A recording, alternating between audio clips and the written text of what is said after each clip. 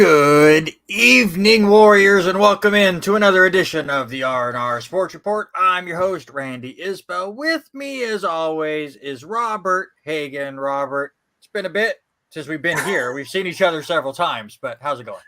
Man, it has been crazy to try to just get caught up and wrap things up at school and try to play catch up, because kind of like you and I, once NAIA happens, we kind of get swarmed into nothing but NAIA stuff, at least for me. And so it's been kind of tough playing catch up here the last few days. Why are you even playing catch up? That's all in the past. None of that happened.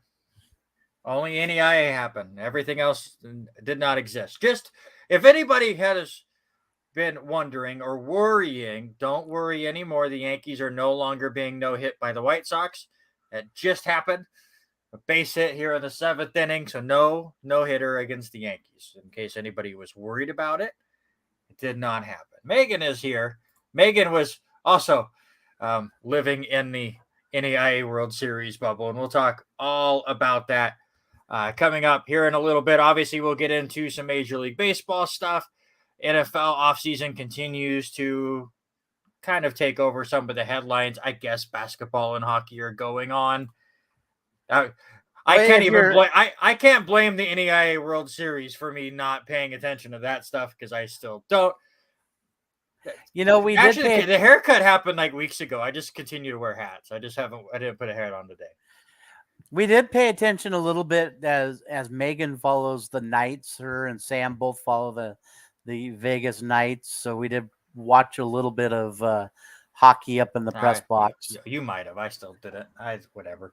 PGA Live are no longer fighting. They are one entity. I don't know. I still have not figured out what any of that means or what will go on. Hopefully Eric will stick around in the second hour so we could talk about that. We're going to have a really fun. I didn't watch. Robert watches. I don't. But anyway, sports-related draft will be a fun one. I'll tell you right now, it'll be at the top of the next hour, but stick around for it. It was my turn to pick, and I like to come up with stupid things, and it's not that hard from a stupid brain like mine. But today is June 6th. Today is June 6th. 6-6. Duplicate numbers. So that's what we're doing. Best athlete with duplicate numbers on their jersey. So 11, 22, 33. Double zeros. There's a couple people that were that in the history of all sports. There was a lot higher talent than I was expecting. and a lot more to choose from. I thought it was like, oh, this will be an easy draft to kind of ease ourselves back into the show after missing last week. And then I had to bang my head against the wall a few times to try to break it down between a few once we got to the end of it. So we will get to all of that. But of course, NAIA World Series has wrapped up. And also want to give a shout out to Alicia Alexander for being named the Cascade Conference Sports Information Director of the Year for the second time in the last 3 years. I wrote up her thing that I think went up on Monday. So congratulations, of course, to her. Obviously, as always, very well deserved with everything that she does. Man, the hours that she puts in between everybody around the field, up and down, out of her office, just during NAIA was crazy, and yes, much deserved. And even in my comment I made, probably in any of the people that I've dealt with on the college level, hands down top SID in the nation, and I've had people message me and agree with that comment. So very deserving and very proud of her. Nice changing of the spelling. Congratulations on that one. No, absolutely. I deal with a lot of the SIDs in the Cascade Conference doing play-by-play for volleyball, helping out with basketball and baseball as well. None of them do what Alicia does. Now with the World Series, having 9 different SIDs from around the country show up. There's a few around the country that are doing a bunch of stuff that helps us out at the press box, but Alicia is still tops to me. Short shout outs to the Georgia Gwinnett SID. He was great. Southeastern was really good too. They always were up there asking me stuff. Of course, Westmont, and who ended Rob. But Rob goes above and beyond doing the 7th inning stretch song for us every time. Yeah, Ron Smith, an unbelievable guy. He comes up and is always there to say hello and chat for a few minutes. So between him and Alicia, but he missed 2 games out of the entire time singing, and that was Saturday's game, morning games, because his team Westmont didn't even play on Saturday. But he came to the field anyway Saturday afternoon, watched baseball, hung around, went home, took a nap, and came back at midnight because Saturday was a complete disaster and a mess. We won't get into the whole tournament, but it was a lot of fun, as it always is, for the World Series. I will say there were not as many crazy games this year. A lot of one-sided affairs, some interesting contests throughout, some very interesting results. Some blowouts that turned into close games. Georgia Gwinnett was down 10 runs at one point, got within 1. Westmont actually was up by 8, gave up that entire lead before coming back to win. So we had some interesting games, but not a lot of tight-knit games until the end. The semifinal game was close between Westmont and Southeastern. And then, of course, the championship game between Lewis Clark State and Westmont was tight all the way through. Congrats to Isaiah Thomas. Hit his 6th home run in the World Series in that championship game, one shy of tying a World Series record. Westmont then jumped out to a 5-1 lead before Up the Grave does what he does. He went oppo with a 3-run shot, cut it back to within 1. And then all of the nuttiness happened in the next couple of innings in this game. Eric, who does not watch any NAIA stuff, was laughing as we were talking about the opening round craziness a couple of weeks ago. Eric, I don't know if I've even told you this story yet, so brace yourself. But for the first time in my broadcasting career, which is 7 years through Clarkson High School, Lewiston High School, and now LC, I called my first ever inside the park Little League home run that was grounded to the pitcher. A ground ball hit to the pitcher, and the batter came around to score. Not the greatest moment in LC baseball history, but it was a weird one. So we got that, and then LC comes right back and ties it up at 6 on a pop fly that went just past the pitcher's mound. That first, the second baseman lost it. Then the shortstop looked like he had it, and then he lost it. And it ended up landing about 10 feet behind the pitcher's mound. tie game. Unfortunately, Greg Blackman, who was absolutely spent from throwing 90 pitches on Tuesday, came in in relief, just could not find the strike zone. Felt really bad for him. He walks in the go-ahead run, and Westmont gets their first and only World Series championship, as they will be moving on to the NCAA Division II. Okay, well, I'll make this make sense to you, Eric, and then I'll let Robert talk, because obviously he was not there for the national championship game. He had a bowl, but 2 outs, ground ball right to the pitcher. The pitcher runs to first base, goes to do the old underhand, but instead of giving the first baseman a nice lollipop, he threw the ball. He bowled the ball harder than Robert bowls the ball down the lane.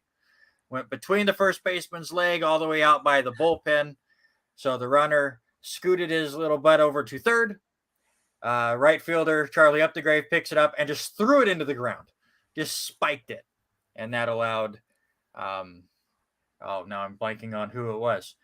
McFeely. It was Bryce McFeely who was at the plate. He was then sending it third, and he came around to score. 2 errors on the play. 1 run was scored, and LC lost the game by 1 run. So it was a wild championship game. Robert, I know you were listening to some of it. What were your thoughts? That was a big thing. I never did get to see that. Okay, so Megan, yes, this is your man. I even emailed Dad pictures, Mr. Wiggle. That's who it is. Listening to that game, heartbreaker for Blackman, in my opinion. Trying listen, he just could not find anything. But for the Warriors to be put back in that position on Friday night to play for a championship, reaches well beyond what I thought was happening. I was very hesitant whether or not they were going to make it through the opening round, and for them to handle the opening round and then get through what they did.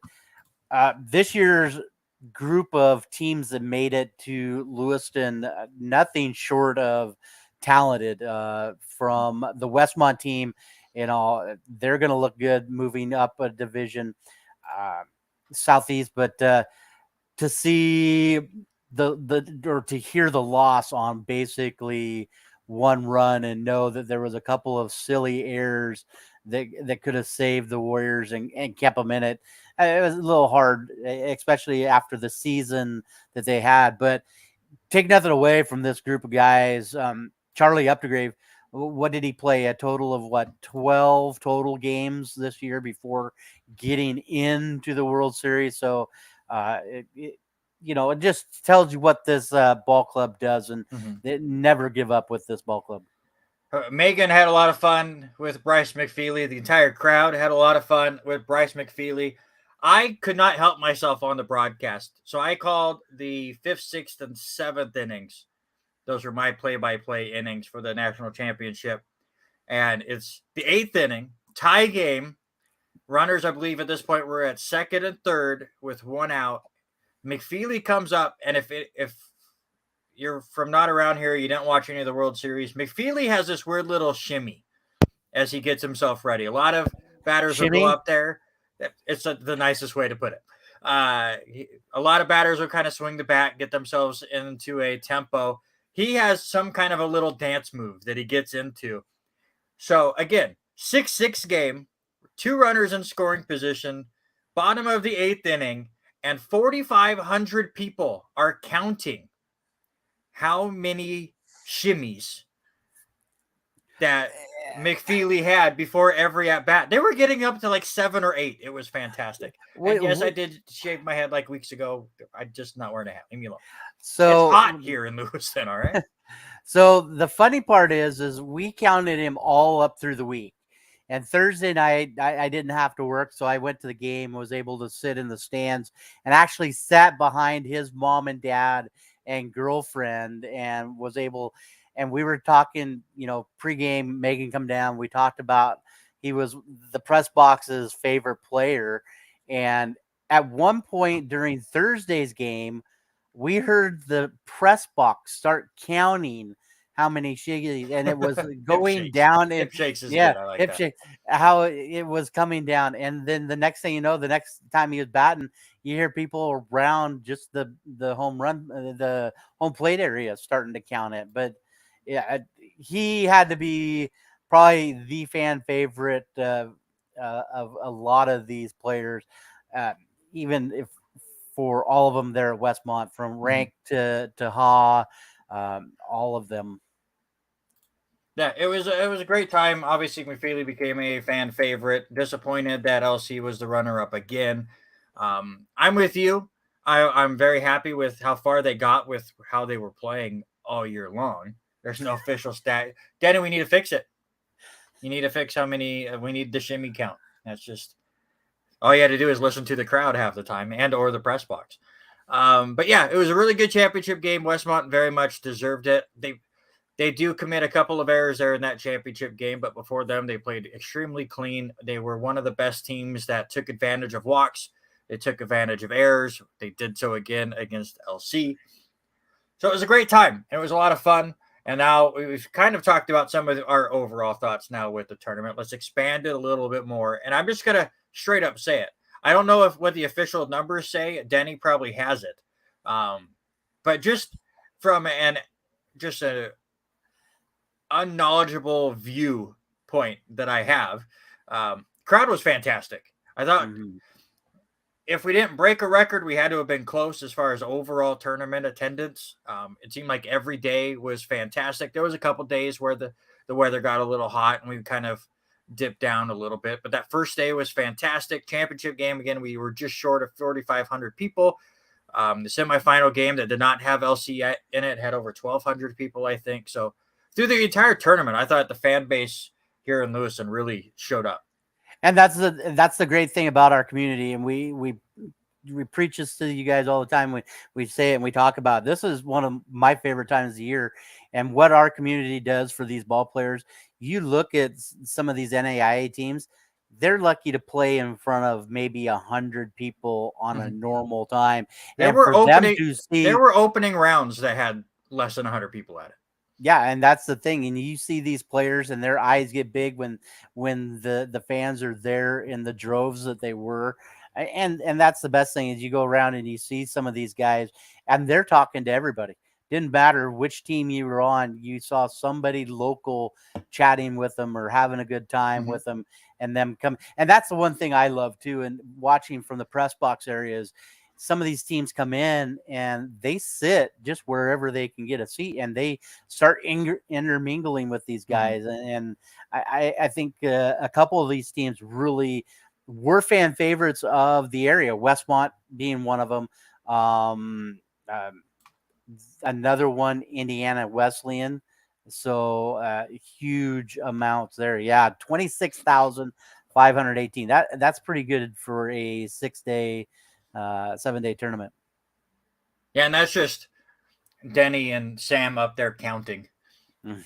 every day and coming up with their numbers. I saw them kind of break down different sections and stuff, but absolutely fantastic crowds. Had a lot of fun this week. It was tiring there for a few days, especially Saturday when again we went past midnight and the craziness between Southeastern and LC in that game and a couple ejections that we had there as tensions started to rise throughout the tournament. But that really was the only like We big had, yeah, I negative on mean, it, really. little long game, first game out of the box, 9 innings, and then I got to call the 11 inning extra inning game, and so getting to that 3 o'clock game was, I think, what was a 5:30 start. It It was finally happened, somewhere in there. and so it was crazy. But to see the community come out in the droves that they did and support these teams, it was unbelievable with Mhm. that. All tournament team got announced without the help of the KOZE squad. Our brackets or our nominations still sat at the in the press box when the game was over. Just nobody came and picked them up, and it's not like we can stop calling the game to go take them down. So Danner and I, at least, maybe Taco was able to bring his down because he had to leave after the fourth inning to do his Avista stuff. Maybe he took his over, but Danner and I did not have any input in it. But I thought they did a pretty good job as far as who they nominated. Jake Lysette from William Carey was your first base all-tournament team member. Rigoberto Hernandez, who was a great player for William Carey, gets second base. I had Mason David on mine from Taylor. Taylor just did not get a lot of love from the overall tournament committee. Third baseman Ryan DeSager from Westmont. He was fantastic. He would have been my MVP if mine came in. I tried to split it up on who ends up winning and try to focus on the winning team getting the MVP, though Isaiah Thomas does get the overall MVP, and he was phenomenal. Shortstop went to Bobby Leday from William and Carey. I would have went with Robbie Haw from Westmont. Again, those were really the two that I was between, so I'm not mad there. Infielder went to Dominic Signorelli, who was phenomenal, especially with the glove. I would have had him as my Gold Glove winner. It did not go that way. Catchers went to David Castillo from Southeastern, who got picked on his first day, and his it was Indiana Wesleyan stole like 6 or 7 bags off of him, and just really jumped on him. He was the backup catcher for Southeastern. Yeah. Their guy gets hurt. Just tries to tough it out, and fantastic on him. But Castillo, after that first game, really played well for the Fire. Yeah, he ended up with 3 home runs after he came in and started playing in that one. So I agree with that one 100%. Ben Callbaugh was the other catcher that got on there from Taylor. Outfielders were Charlie Updegrave from LC. I had Nick Siemens in, but again, with that 3-run home run, you can't really go against Charlie. The other two were like Braden Manning from Taylor and AJ Sepkowski, who was the 30-30 guy coming into the tournament. Georgia Gwinnett only played 2 games. He hit 3 home runs, had a stolen base as well. The dude is phenomenal. He was as advertised.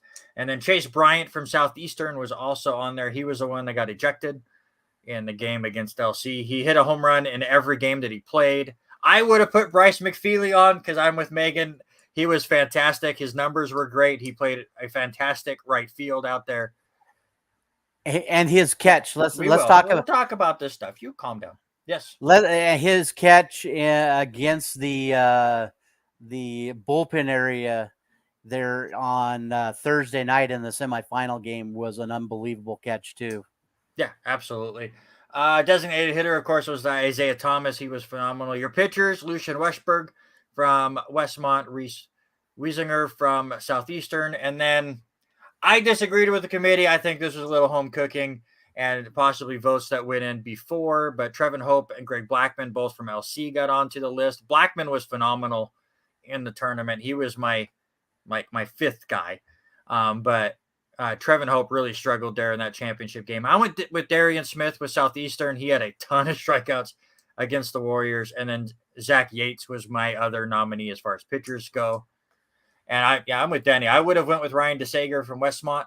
It's tough because they want you to turn those brackets in, or those nominees in, by like the 5th inning. So you don't know who's going to be the champion. So I had Isaiah Thomas if LC won and DeSager if Westmont won. Sam Glad won the Charles Berry Hustle Award. Again, I would have went with Bryce McFeely. He was just fantastic. And Bryson Sherwood of Mid-American Nazarene won the Gold Glove Award, and I would have went with Signorelli. But there's not a ton on there. Maybe a couple of the Warrior pitchers that I would have really argued with, but there was such fantastic talent here in Lewiston this last week. It was fantastic, and we had a lot of fun with it for sure. Anything that really jumped out to you there? Yeah, especially with the newer teams that are coming in there. Mid-American Nazarene finally picked up their first win. That was a big thing in 2 years. Having these newer teams come in there. The story, that I kept hearing, the buzz around was, could Westmont get this win and for a championship before they move up, which you're excited for them. Growing community, they move up. They're in Santa Barbara, move up into the D3. So lots of different storylines, but the talent on some of these ball clubs was just phenomenal to see. The hustle, the involvement with these guys was unbelievable. And so, again, my favorite time of the year is to watch these guys, and it did not disappoint this year. I agree. But now let's get into the negatives. All right. And there's still a lot that needs to be worked on here with this World Series and the scheduling issues. And we need to change some stuff. I know there's a lot of people hammering on for a 8-team final site instead of 10-team. Yes, that would make the bracket a little cleaner.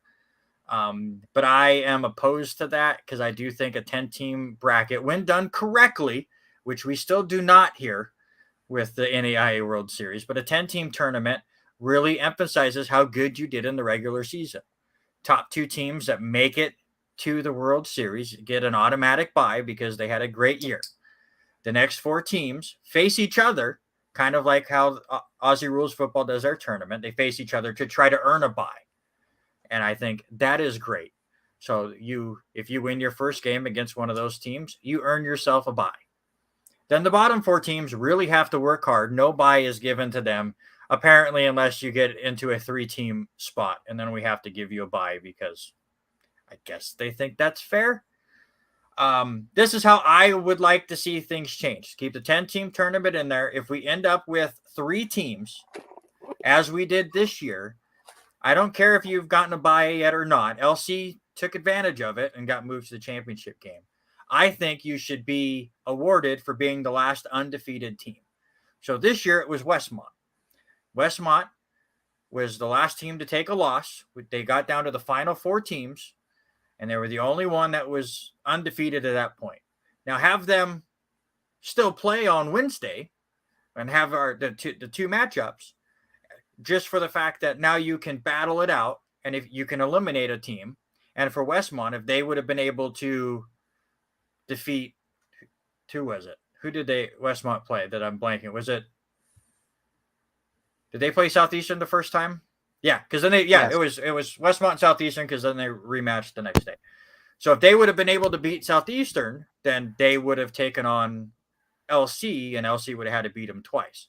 However, what I think should have been the case is Westmont loses to Southeastern, but because they were the last undefeated team, they're still in the championship game. They get moved to Friday, and they're put into a winner-take-all situation. It should have been Southeastern and LC going at it on Thursday. Before I get into more rants, your thoughts on the way they do it now and the way you think could be adjusted.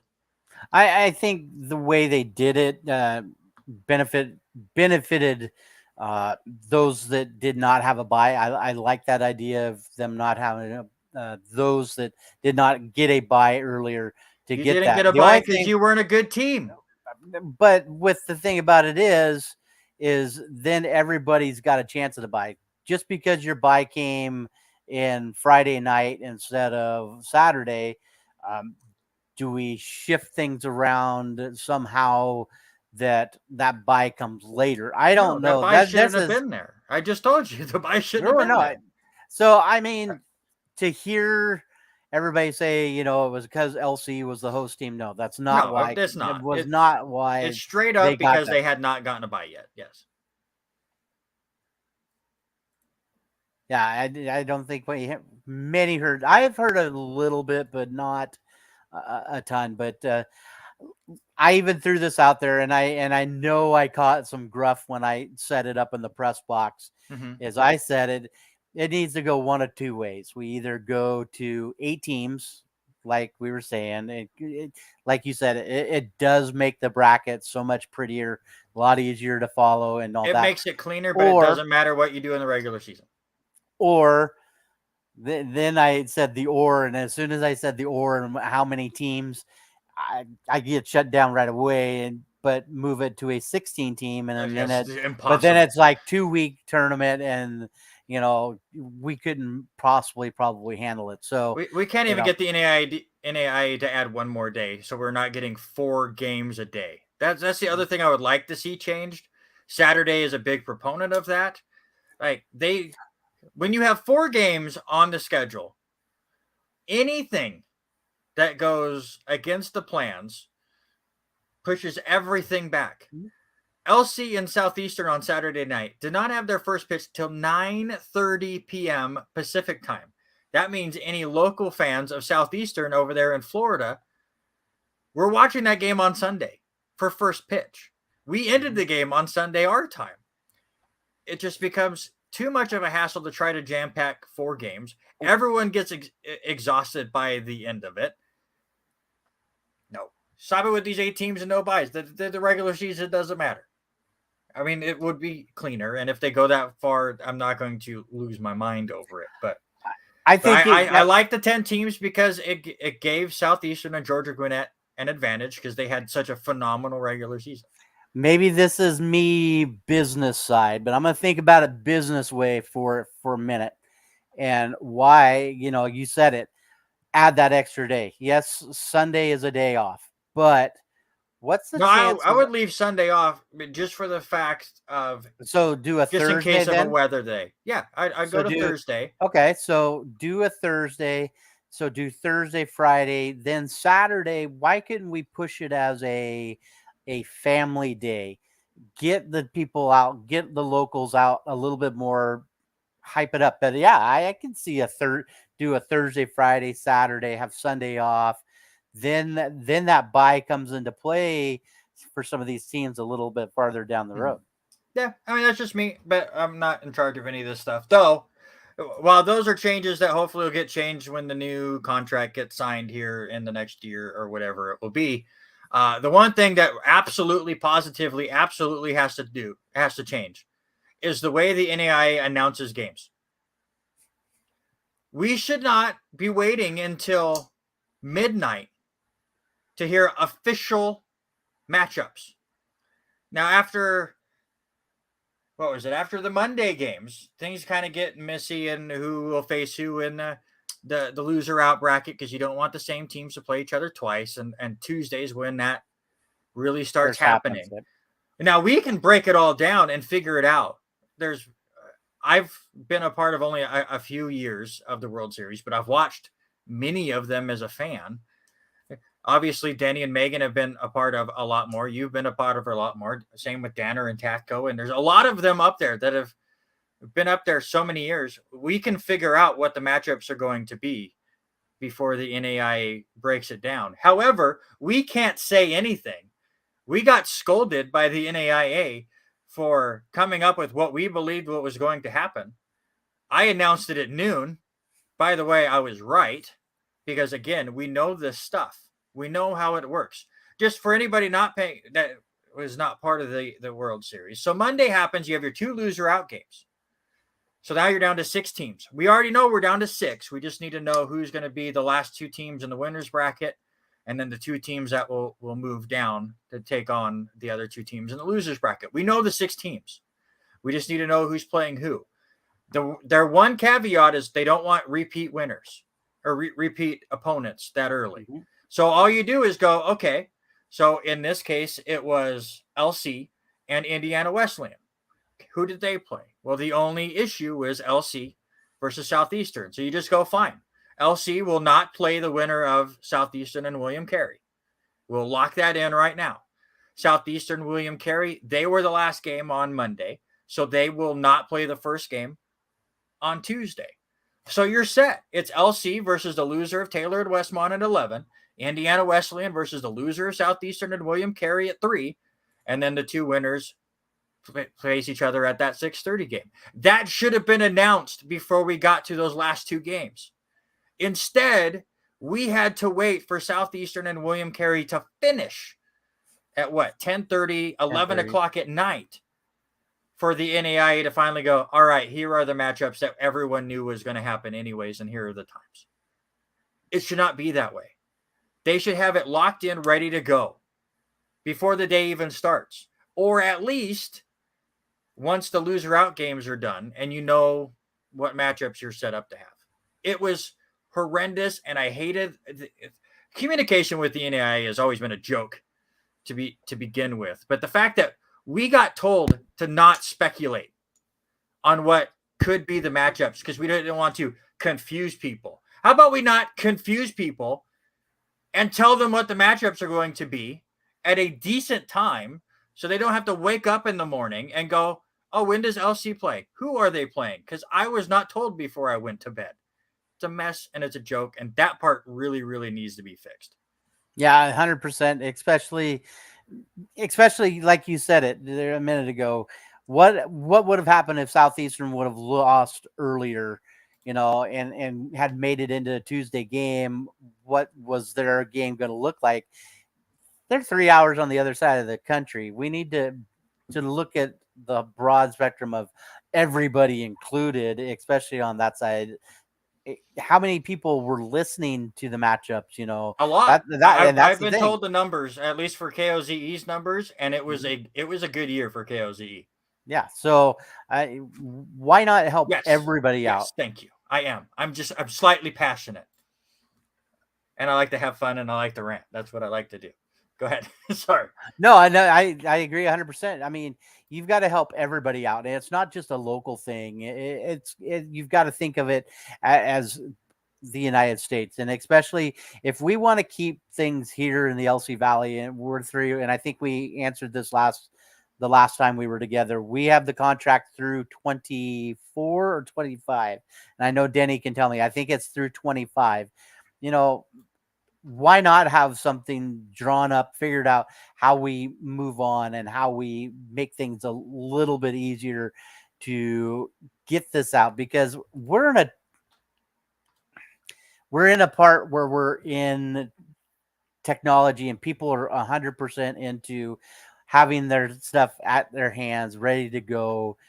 Why not make things easier for NAIA to get this out knowledgeable, get it out quicker, post them up on the boards? How many times I went down to the restroom or get a beverage or something and look over, and people are standing at the brackets conversing of, okay, what's the possibilities? Even the teams like Indiana Wesleyan, Southeastern, that kind of stuff. So Mhm. make it easier.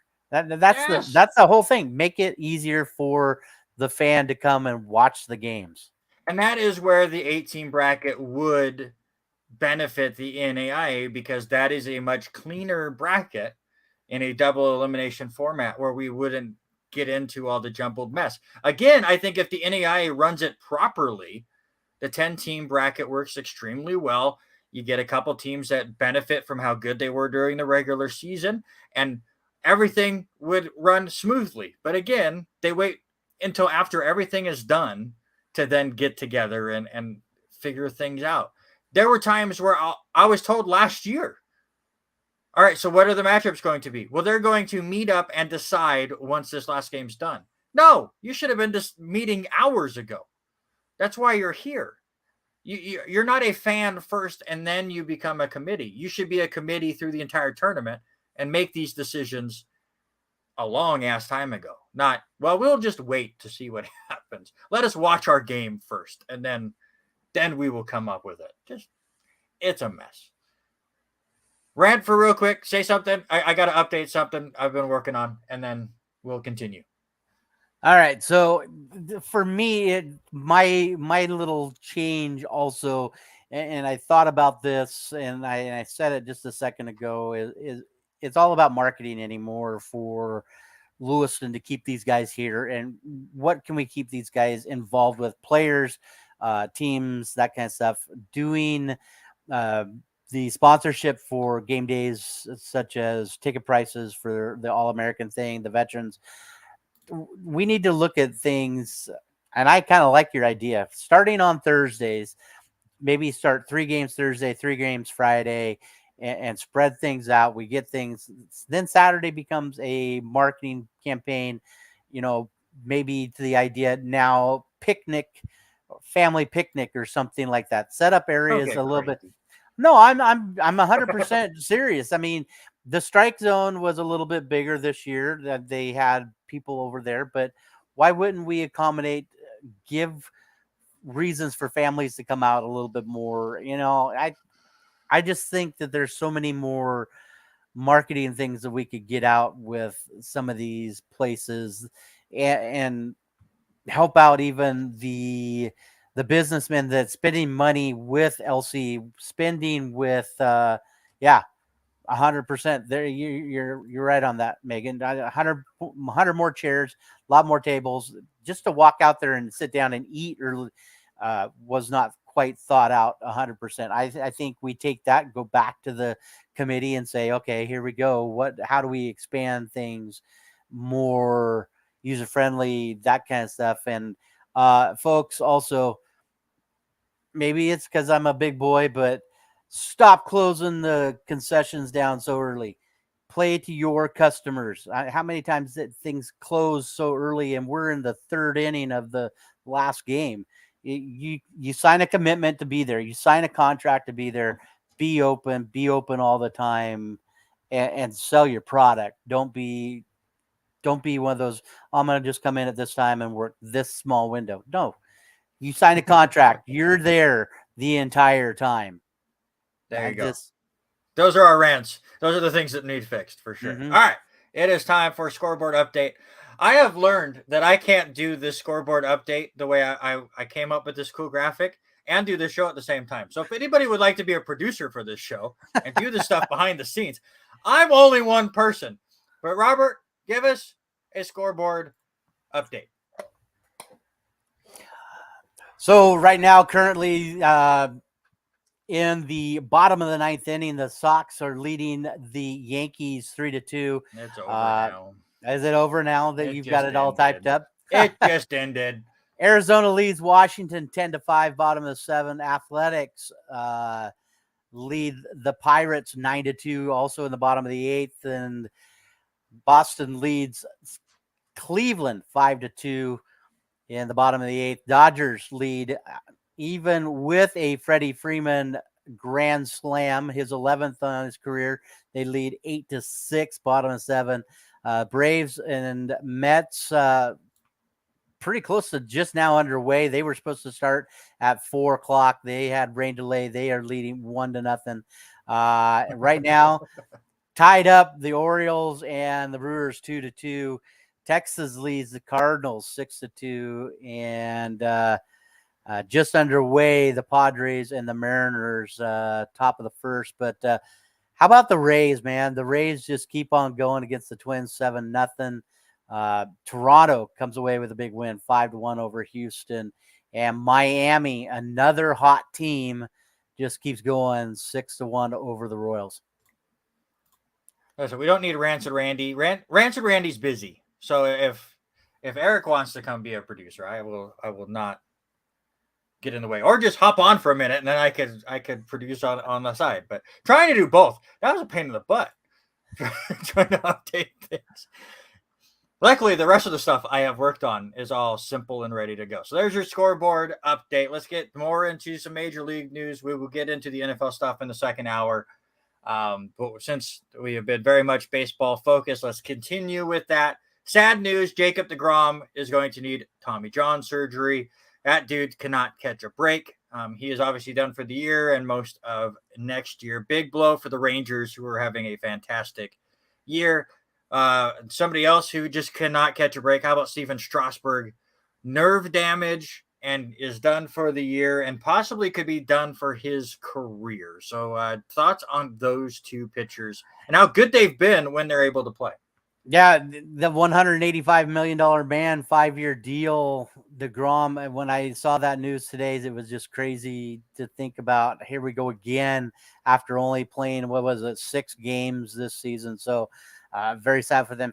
The way Steven Strasburg was brought up, I think just is a little irritating. I think they probably should have shut him down maybe a couple of years ago. Sad to see. Yeah, the guy can throw fire. He can throw heat. Mm-hmm. Just never.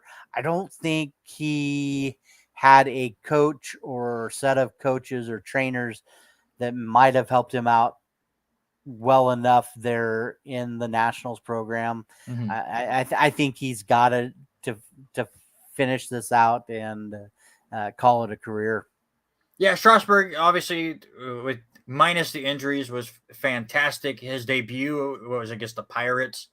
All those times ago, he goes out, strikes out 11 or 12 in his debut, looked phenomenal. He was the MVP for the Nationals when they won the World Series. So he's had a good career, but injuries completely hampered him. Aaron Judge missed his second straight game after running through the wall at Dodger Stadium. That poor wall got decimated at Dodger Stadium. His foot caught the cement area just underneath that fencing, and so he has been nursing that. No official word whether he is going to need an IL stint as O'Hearn hits a home run for Baltimore. So the Orioles with a 3-2 lead before Denny asked me what the score is for Baltimore. I'll beat him to it. But I sent you that video of Aaron Judge. What were your thoughts? It was crazy to watch him not even slow down a bit and go straight through there. He plays the game like it should be. I mean, just go all the time. I love the way he's played, how he's handled himself all the way through the contract, but making that catch, focusing 100%. I love it. It was awesome. Yeah, absolutely. And just offensively for the Yankees, when he's not in the lineup, you pay attention, old man. Pay attention. when Judge is not in the lineup, the Yankees are scoring like a run less per game. That is how important he is to the team. Eli De La Cruz for the Reds made his debut at third base. He was batting cleanup. Last I saw, he had a double and a run. I should know. I'm facing him in fantasy this week. And how about Alek Manoah, who's been a pretty good pitcher for Toronto, but not this year. He got sent down to the rookie level complex after giving up 6 runs on 7 hits yesterday on getting just 1 out against Houston. He is 1-7 with a 6.36 ERA this year. That's rough.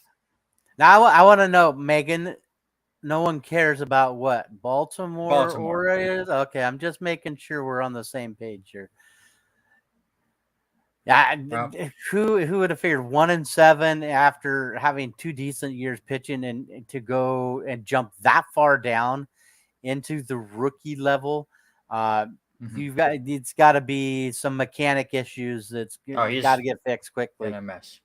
By the way, anybody that knows my daughter, everyone's making fun of me getting rid of my hair. My daughter is right now in the process of doing the same. Not to this level, but she's taking a lot off, and I am very afraid of seeing my little girl lose half her hair. So maybe we will have a showing of Addie with my first look of her. I just got a picture of the before as she has just sat down to get her hair cut. So it's a sad moment for a dad. That's just for sure. Really, I went through the same stuff when Bubba got his haircut for the first time 3 years ago. All those baby curls, and then to have him cut short like you and I do for the summer, no more curls. It was kind of crazy. Luis Arraez on the year. He's been absolutely fantastic. He got traded during the offseason. He's batting .399 on the season. He went 3 for 4 yesterday. Was trying to look up what he did today, but I'll get that in a second. Obviously, last player. What are you looking at and freaking out about? Pete Alonso, and now has hit a 2-run home run. The Mets now take the lead over Atlanta 4-1 in that ball game. What are you freaking out about? It's a home run by Pete Alonso. That's all he does. It was a long home run. Anyways. Last person to hit over 400, of course, was Ted Williams all the way back in 1941. Only 8 players since 1941 have had an average of over 400 in their team's first 61 games. Arraez just below that. Does he have any chance to continue this all year long? I don't see it happen. I really don't see anybody ever getting to that point again and staying that consistent, especially the way pitchers work around the strike zone and that. So I don't think we will see an end of the year 400 batter ever again. Well, Arraez, it went 2 for 4 today, so his average has bumped up to 401. So he is again back over that mark. He has been just a phenomenal hitter. I will be rooting for him to do so, but I'm probably with you. It'll be very difficult. However, I believe he will be just the second player in Major League Baseball history to win the batting title in the American League and National League in consecutive years. So pretty good accomplishment there. All right, sir. It's time for our weekly awards. First off, give me your standout batter. Well, it's just because he literally beat the pants off the Mariners this past week, and that's Jonah Heim from Texas. 5 games, he had a home run, 3 doubles, 12 RBIs, and a lot of them came against the Mariners. It's just unbelievable what that kid has done.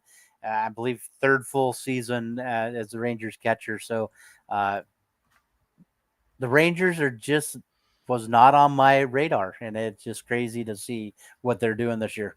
Again, we'll see what they do with Jacob DeGrom now out for the year, but offensively they've been phenomenal, and we'll see if they can continue that. Mine is Shohei Ohtani, the only person right now in the American League that will challenge Aaron Judge for an MVP. But Ohtani right now possibly could be the front runner because he's had a great year, of course, as well. He went 9 of 25, 3 home runs, 2 doubles, 9 runs, and 8 RBI last week. Again, for an Angels team that right now would not make the playoffs again with 2 of the best players in all of baseball. Mike Trout and Shohei Ohtani are getting completely wasted on Alicia's team. Just Yeah. period. Mm-hmm. How about your standout pitcher of the week?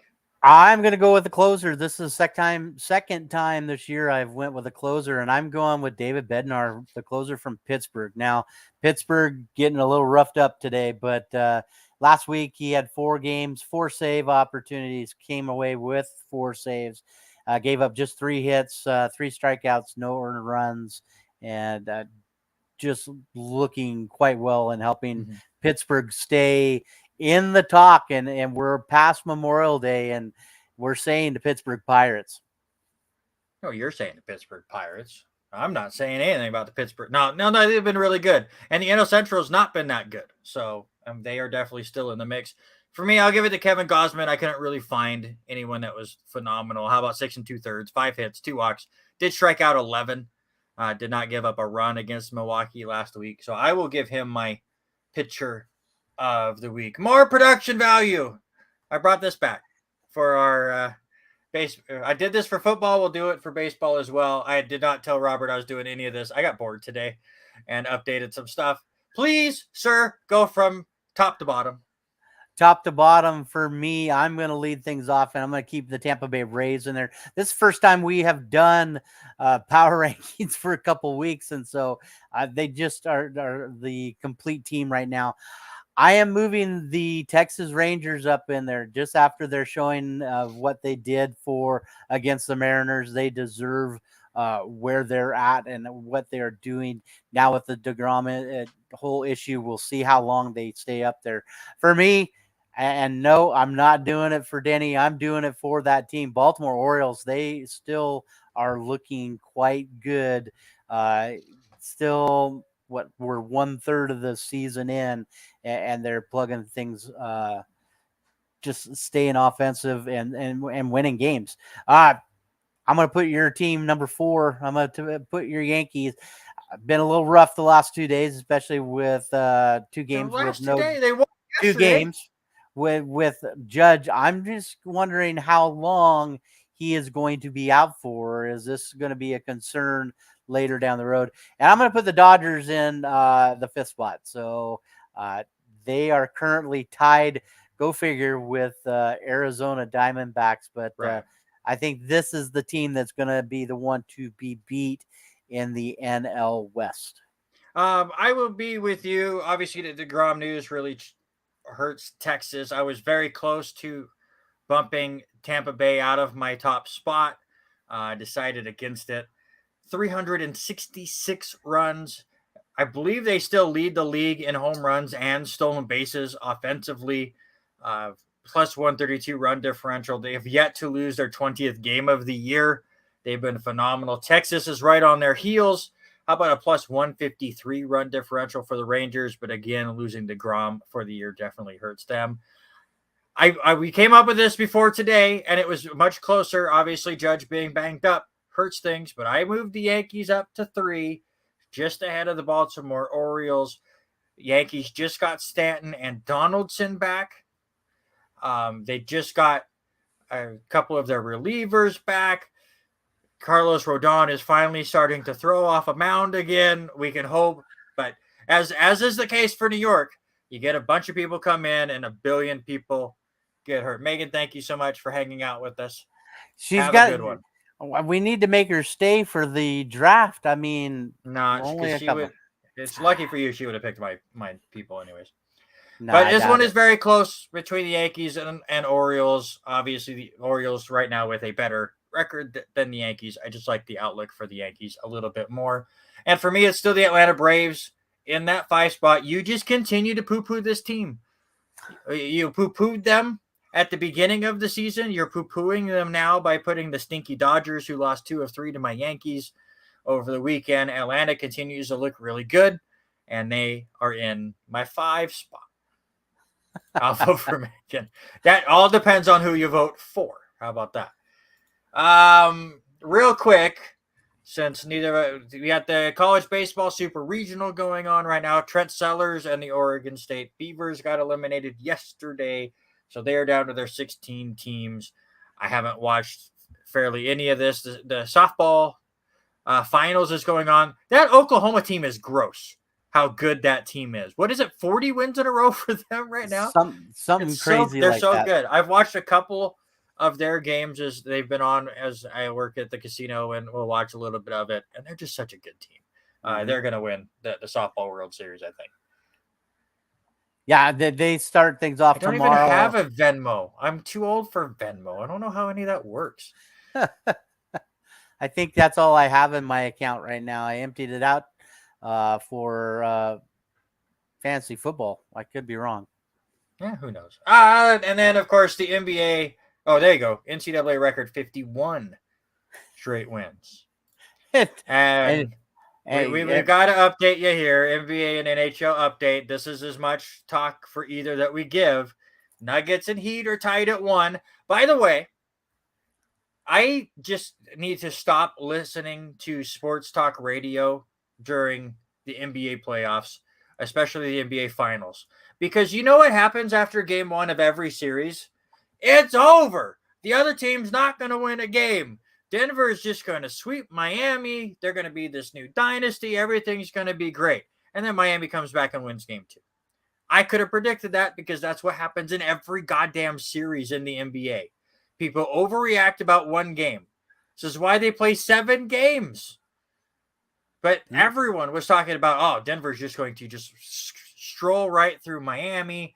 They're not going to have lost a game at home this whole playoffs. You got it. Just stop it. That's just what happens. However, Vegas has scored 12 goals against Florida so far, but they have not played on Florida's home ice. We'll see how either of those series go. I have watched neither of these things right now, but there you go. Those are your update. Have you watched either? I've watched a little bit of hockey the other day. Tried to stay up on top of the what's going on with each of the games. So as far as basketball so far spread apart that I have not watched any of it. You know, I do think Denver is the stronger team, so we'll see what happens. Their next game is tomorrow night, 5:30, and then Florida is hosting Vegas on the hockey side on Thursday. So, Yeah. All right, there you go. Denver in 5 is right. Robert picked Denver in 6. He took Vegas in 5. I'm not making prediction halfway through a series. Also, I just don't care.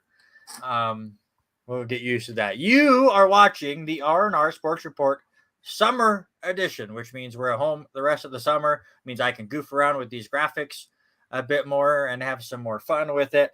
Let me know if there's any kind of a segment that you want us to try. This is what we like to do during the summer.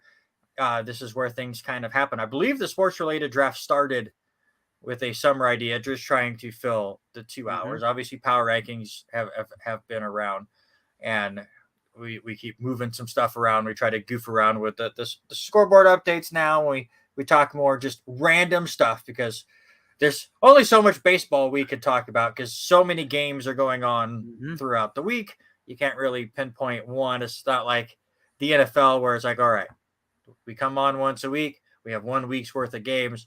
Everything is copacetic and fantastic. So let us know if there's any other ideas you would like to get. I still need to come up with my format of the Denny Grubb versus Eric Watkins trivia contest. That is going to be a special show at some point this summer. I have time now. Now that the World Series is done, I will come up with some. I need to go back and watch the old Beat the Schwab, right? Beat the Schwab. shows from ESPN and come up with their formats and come up with my special own edition.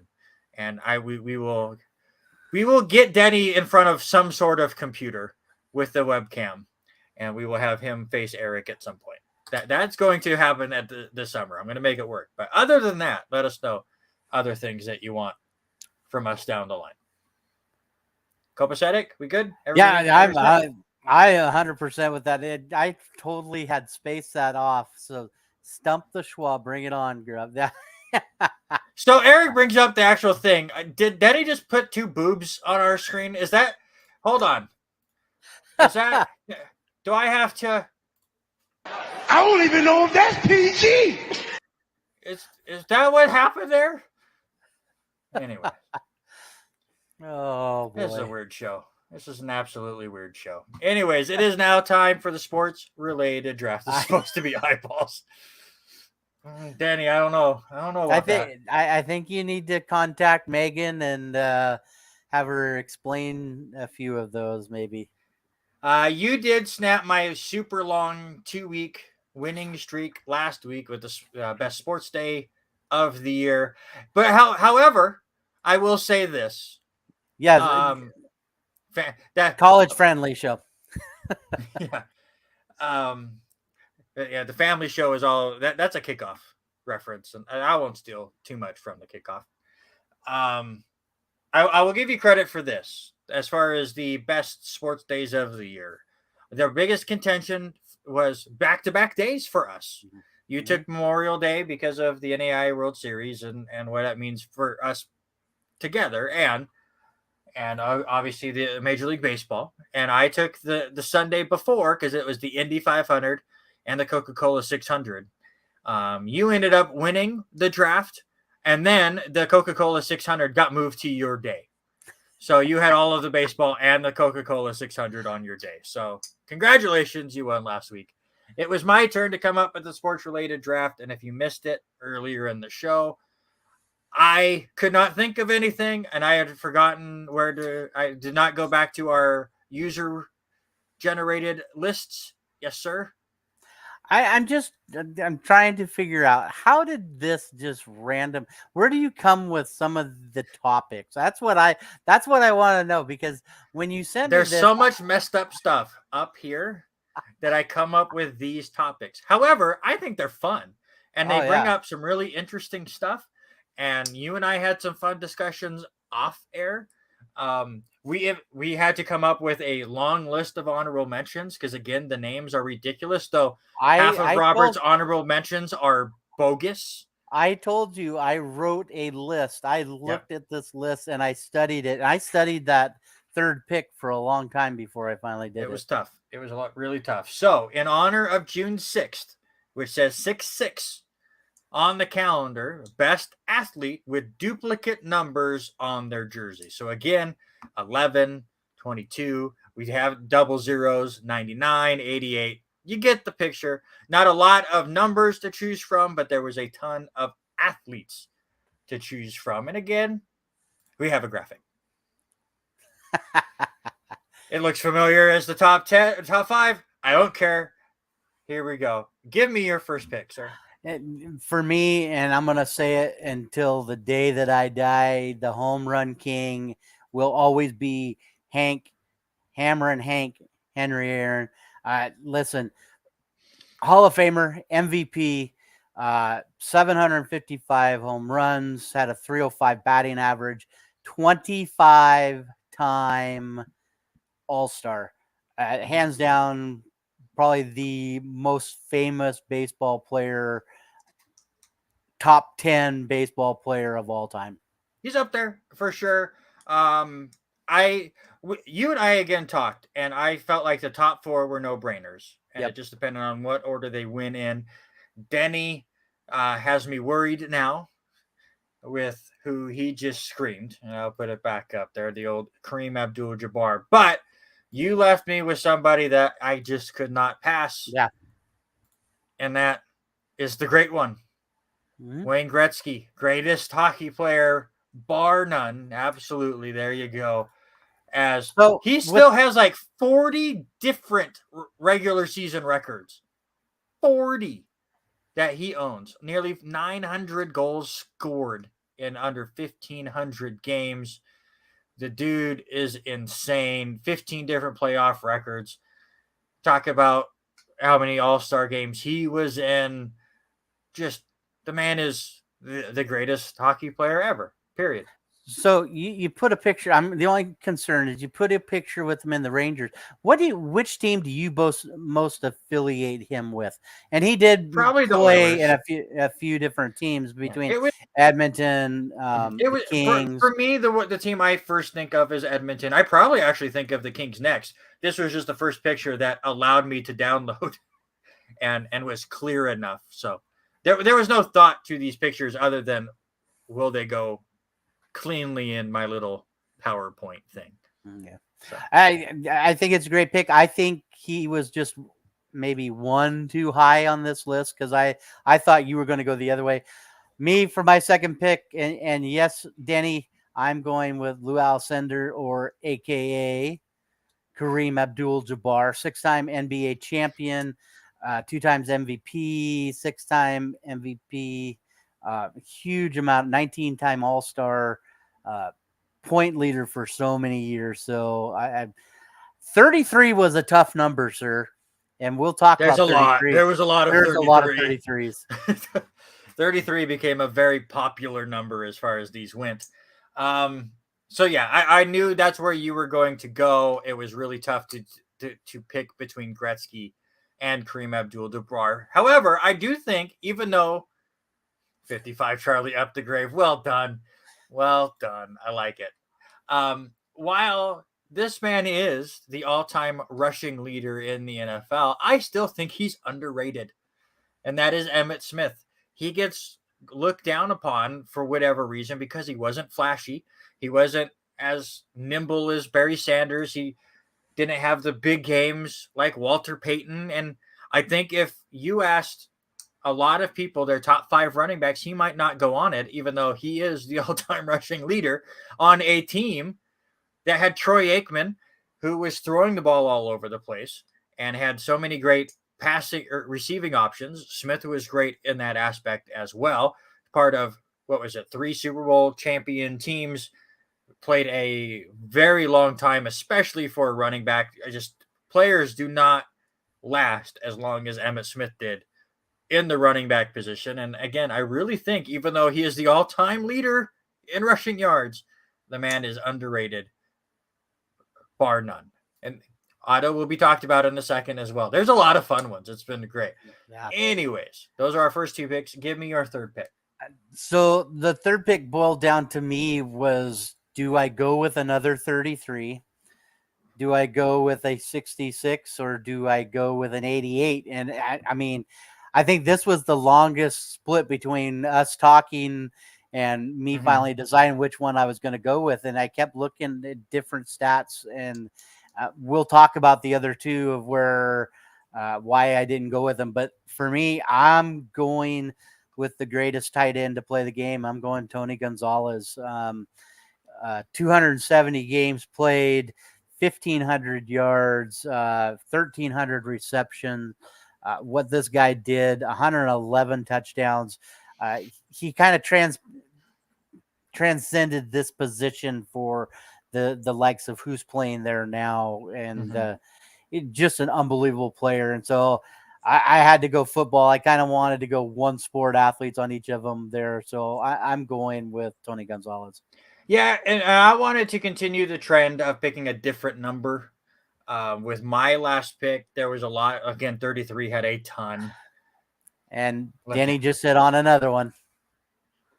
Yep. He was number 5. He's just trying to make it double vision. It doesn't count.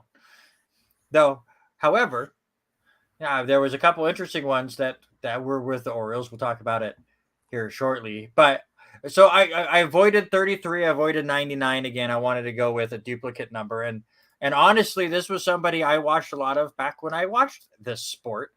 And I think, once again, he would be a lot higher on all-time lists, and whether it is statistically or opinionated lists, if he didn't get cancer in the middle of his career. And the fact that he came back from cancer and played a game as difficult as hockey into his 40s is fantastic. That's Mario Lemieux. I remember back in the day with him and Jaromir Jagr being completely dominant for the Pittsburgh Penguins.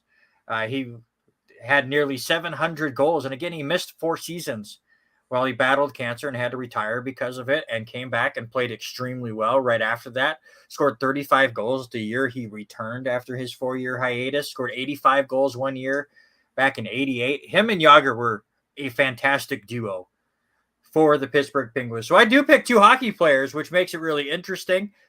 We will see where the votes go. You can see them on the screen now. Let us know who wins this one. Robert went Hank Aaron, Kareem Abdul-Jabbar, and Tony Gonzalez. I went Wayne Gretzky, Emmett Smith, and Mario Lemieux. While you guys decide who gets the win this week, let's just run through some of our honorable mentions. And we came up with at least one honorable mention for every. The old double zeros. You just jumped me. I don't know if it was my internet or you your were internet. down there and then you went up there.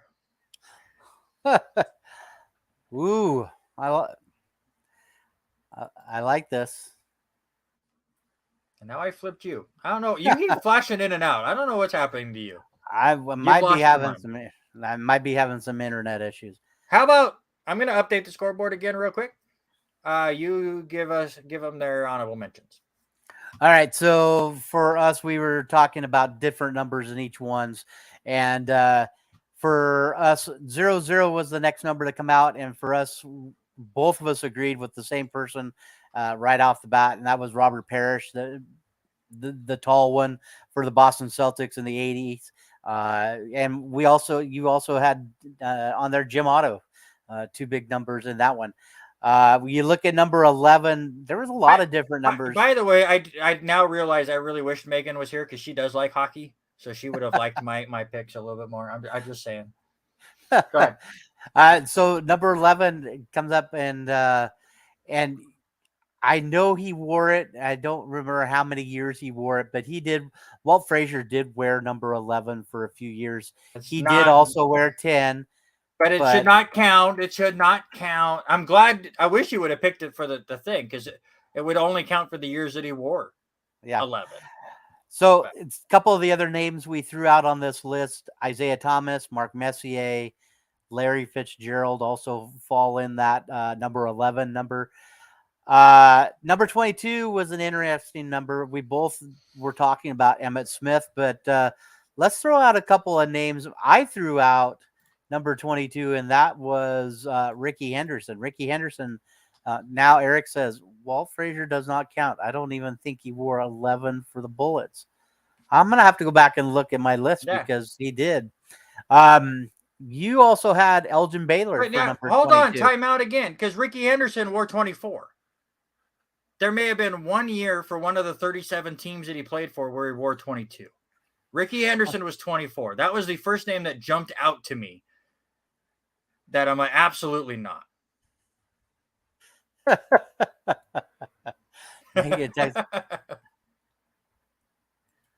Please delete after again.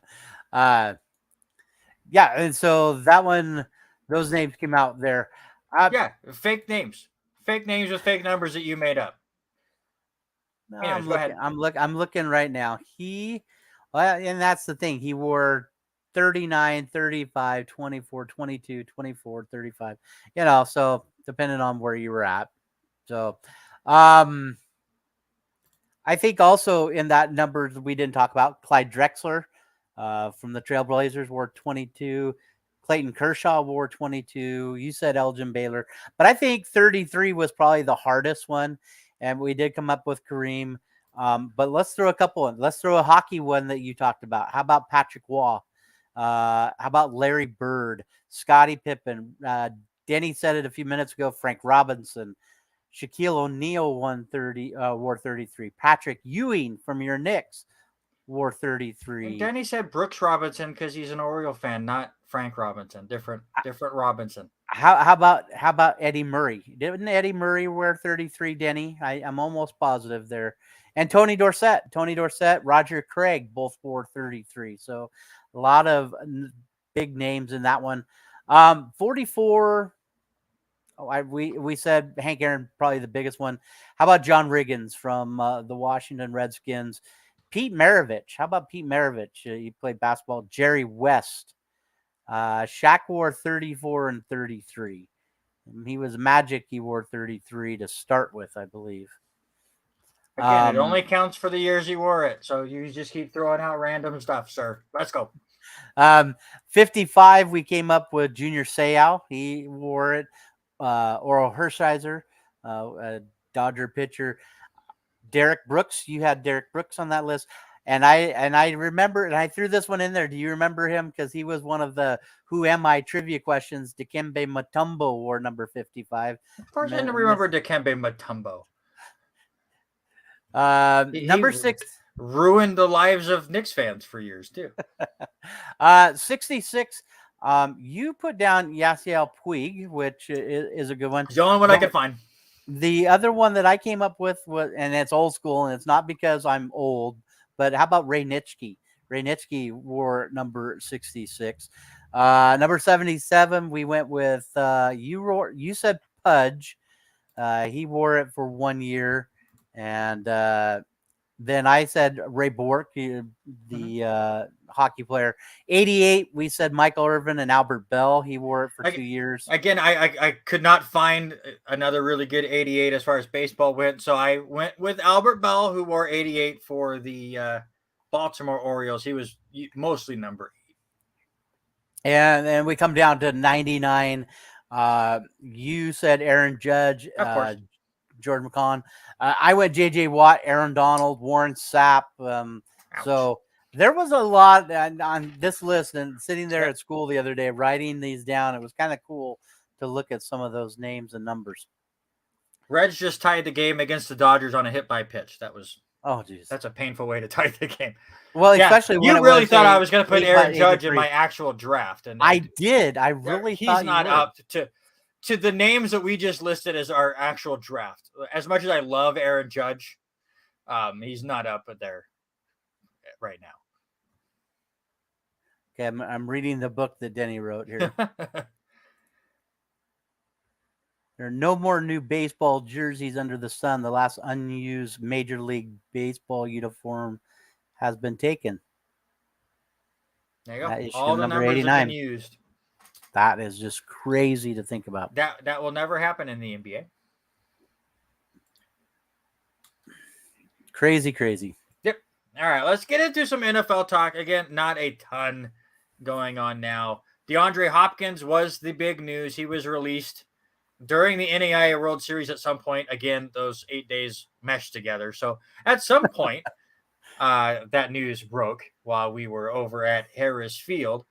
We won't go through our thoughts of him getting cut because that was long ago, but he is yet to sign anywhere. So the question is, where will DeAndre Hopkins sign and why?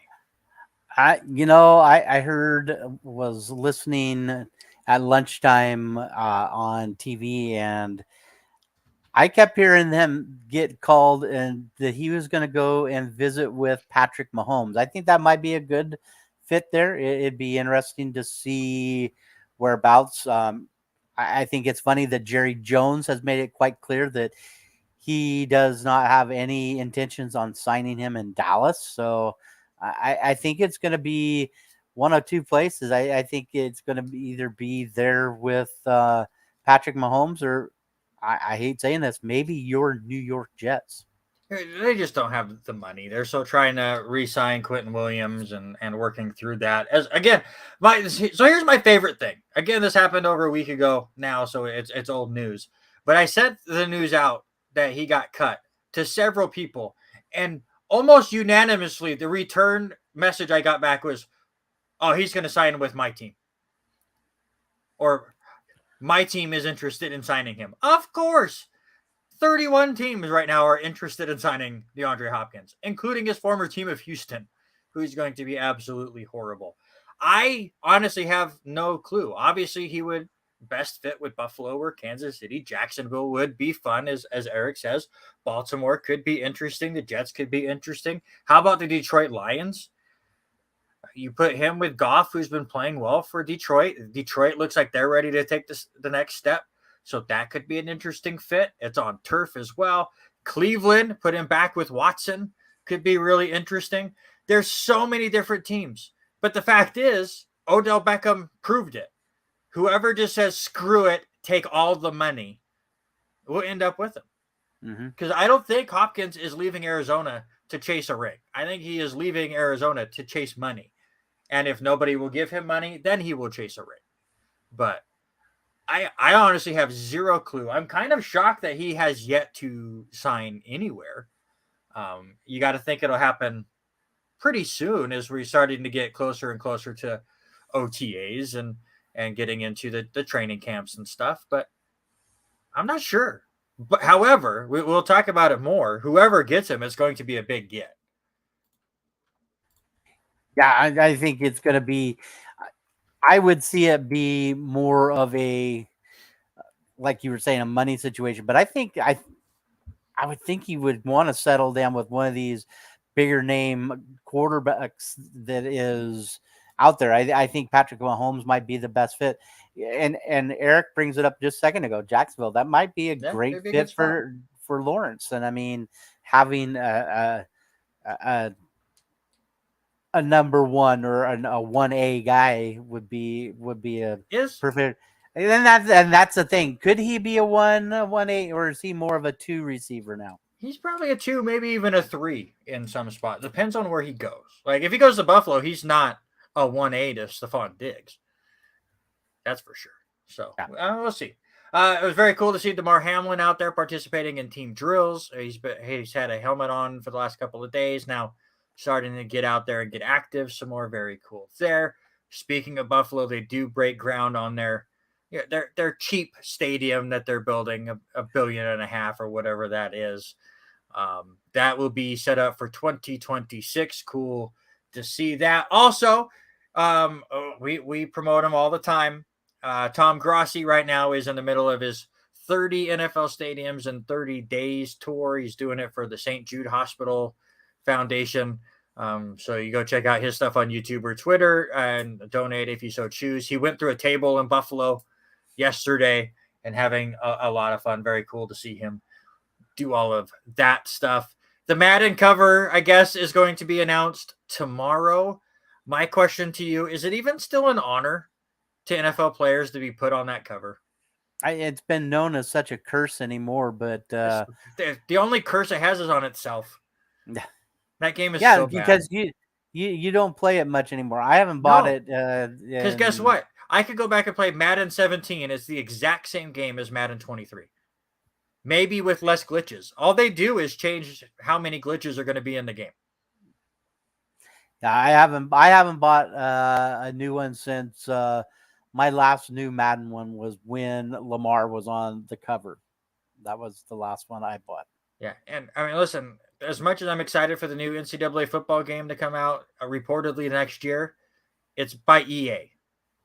So I don't have a lot of high hopes for that college football game because EA is all about microtransactions and card packs and everything that has taken over the sports world. MLB The Show does card packs, but it doesn't infringe my ability to play my franchise mode, so I don't get too mad about it. You say Jalen Hurts will be the cover. I'll go with it. So. I don't care. I really don't. I will not be playing this game. That's all I know. I think the other big name that might get thrown out there is probably, do you think Justin Jefferson makes the cover? Yeah, maybe. I don't know. I don't know, and I don't care. It just Madden has just fallen off the cliff over the last few years, and it's really disappointing. Isaiah Rodgers, the cornerback for Indianapolis, is being investigated for gambling. That's what we had 3 players get suspended earlier this year. Calvin Ridley just came back from his suspension. So NFL's got to get this figured out because gambling is not going away, especially when they promote it. So they got to figure out how to police it better with their players or just let them gamble on anything not associated with the NFL and just say that you can gamble, whatever. Just, I don't want to see anything with the NFL in it. So I think that should be the rule now that gambling is becoming more and more prevalent in America, which I'm not against. I'll just say that. How about that? All right. Randy's Believe It or Not, shorter edition this week. Again, there's not a lot going on, but this is interesting to me. I saw this shortly after the draft concluded this year. As we remember, Houston made that trade up to get, what was it, the second and third picks with when they made that trade with Arizona. So believe it or not, next year the Arizona Cardinals will have the top 2 picks in the 2024 NFL draft. They own their own, and they own Houston's. I don't know if it's going to be back to back. I would say 2 in the top 5. That's boring. I know, but that would have been a boring Believe It or Not. So I had to go over the top. And I'm going to say yes. I can't think of another team right now that is going to be as bad as those 2 teams. Arizona, for sure, are going to be absolutely horrible. But what other, how many games do you think Houston's going to win? 4, 5, maybe? Maybe Who else 5. Who's going to be down in that area? The NFC South is so bad that they're all going to end up with wins. They're going to beat each other. I was going to say Atlanta, so I think they could easily be down on that bottom side. Atlanta just got their quarterback, so we'll see. It'll be interesting. It'll be really interesting. How about this? We were talking about DeAndre Hopkins. The team that signs Hopkins will make it to the conference championship game this year. Believe it or not. I doubt it. Unless he goes. That's not the game. Yes, I'm gonna say.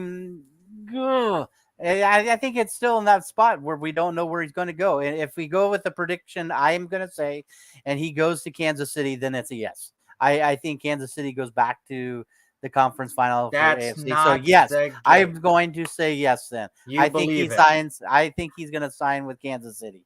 It's not believe it or doubt it. That's not the game we're playing. So believe it or not, sir. And I'm going to believe it as well. I'm with you. He'll probably end up with Kansas City, and then we'll have to hear Robert Taylor for months. But and Kansas City is right up there for sure as far as getting that. And then the last one here, this will be the last season in New England for Bill Belichick. I agree. Eric knows. Eric knows. Listen, what I have to deal with I've here been on nice. the show. I haven't said nothing about your Western Bulldogs yet, sir. So do you? I was being nice. Just saying. I would ask her if he wanted to flip his vote, but he was actually nice enough already to pick me. So I don't understand that because he went hockey twice, and I guess. So. But anyways, answer the question, please. I've been saying it for a couple of years. I think yes. I don't think he can put up a losing season. I think he's done after this year. I believe so too. I believe this will be it for Belichick. Will he have a losing season? It would be interesting. Obviously, we both right now we're thinking they might be the worst team in that division just because of what the other teams have done. But could I see him sneak in with a 9-8 record? Maybe. It depends on how good Mac Jones is going to be. Even like an 8-9, 7-10, is that so bad with the way that division is set? I just think he's just getting up there and he's getting older and older, mutter injuries. So while I do think it's the last year for New England, is this his last year coaching period? What is he now? 78 years old, 77 years old. You would think so, but you look on the other hand, Marv Levy coached until what? He was 80 something, 82. So do I think he's capable? Yeah, I think he's capable, but I think he's ready to settle down in Florida and enjoy his retirement. So yeah. I think this will be his final year. We'll see. So that'll do it for our shorter edition of Randy's Believe It or Not. One more score. Oh, I got to go full screen. Horrible producer. I'm a terrible producer. There we go. Scoreboard update. A lot of finals are now on the board. Rays crushed the Twins 7-0. Phillies with a 1-0 win over the Tigers. Miami with a 6-1 win over the Royals. Yankees do come back a little bit. They were no hit through 6 2/3, I believe, 6 1/3 at least. But the Sox hold on to a 3-2 win. Still very cool to see Liam Hendricks out there on the mound after coming back from his bout with cancer. Just wish he didn't get the save against us. Arizona over Washington 10-5. Oakland with a rare win and a rare crushing. They beat Pittsburgh 11-2. Toronto over Houston 5-1. Boston over Cleveland 5-4. Reds came back and walked it off against the Dodgers 9-8. And currently, right now, Mets over the Braves 4-1 in the sixth. That game was delayed for an hour and a half or so. Orioles and Brewers are tied at 3. That one now going to the top of the ninth inning. Rangers over the Cardinals 6-4 in the bottom of the seventh. Giants over the Rockies 3-1 in the fifth. Cubs over the Angels 4-0. Again, just the wasting of Ohtani and Trout over there with the Angels. And Seattle right now with a 1-0 lead over the San Diego Padres. And by the way, I don't know if you have noticed this, but there's one Kraken, and I have to say that so I can hit my Release the Kraken! Seattle Kraken are eliminated. I can say release the Kraken for Gary Sanchez, who was with the Mets for like a day and then ended up with San Diego. And the man has like 3 home runs already. He's fitting in really well with the Padres for a team that's really struggling. He's been doing pretty well down there. So as a former Yankee, nice to see him finally getting his career back on track. I was going to ask you, and I think, and just we've said it a couple of times tonight, and you said it. Does anybody go after Shohei or Mike Trout? Yeah, 100%. Well, maybe not Mike Trout because he has that big deal. Ohtani will not be expensive this year as far as a rental goes. Now, the trade will be expensive as far as the prospects. You're going to give up half a farm system for a rental there. So I think a lot of teams would like to know that, hey, if I trade for him, he's going to re-sign with our team and become, our best player for a decade. But if I'm the Angels, I absolutely trade him because I don't think he's going to stay there. I think he is going to move on, and he's going to cost $500 million. So if I'm the Angels and they're currently not in the playoffs as they are at the moment, then absolutely I try to move on from him. Right now, the Angels are 9 games out of their division. 9 games out already, and they are 4.5 games out of a wild card spot. So yeah, I do think Ohtani gets moved. So do you think he gets moved before the end of the season? Yeah, that's not before the trade deadline. Before the trade deadline? Yeah, okay. Yeah, that's what I'm saying. Yeah, I do believe if I'm the Angels, you got to get something for him. Mm-hmm. If you don't trade him at the deadline, he's going to become a free agent, and you're going to end up without Ohtani and without the 37 prospects that you would get back from a team. Right. If I'm the Angels, I go to the teams and go, you have to give me your top 5 prospects right now. And maybe then some. You ask for the top 5 prospects, and all the teams that say yes, then you go, okay, now you guys battle it out with more. That's what I would do. Yeah. I think he moves and moves on sooner than later. I would think they would have to get something done well before. I would do it before the All-Star break if it was them. So yeah, absolutely. Who knows? I agree. I'm going to dive into a little bit. You and I have been gone so much and hit and miss. So there was a little bit of local sports left, and we'll talk with Clarkson High School track as they wrapped up the end of last week of the state track and field events. Clarkson Sage Lone Bear ended up 5th in the discus, and his first year running track, senior Christian Howell for the Bantams, who just graduated this past weekend. Congratulations to all of the seniors that we have talked with, dealt with. But Christian Howell run track for 1 year. He ended up sixth in state in the 2A level in both the 100-yard dash and the 200-yard dash.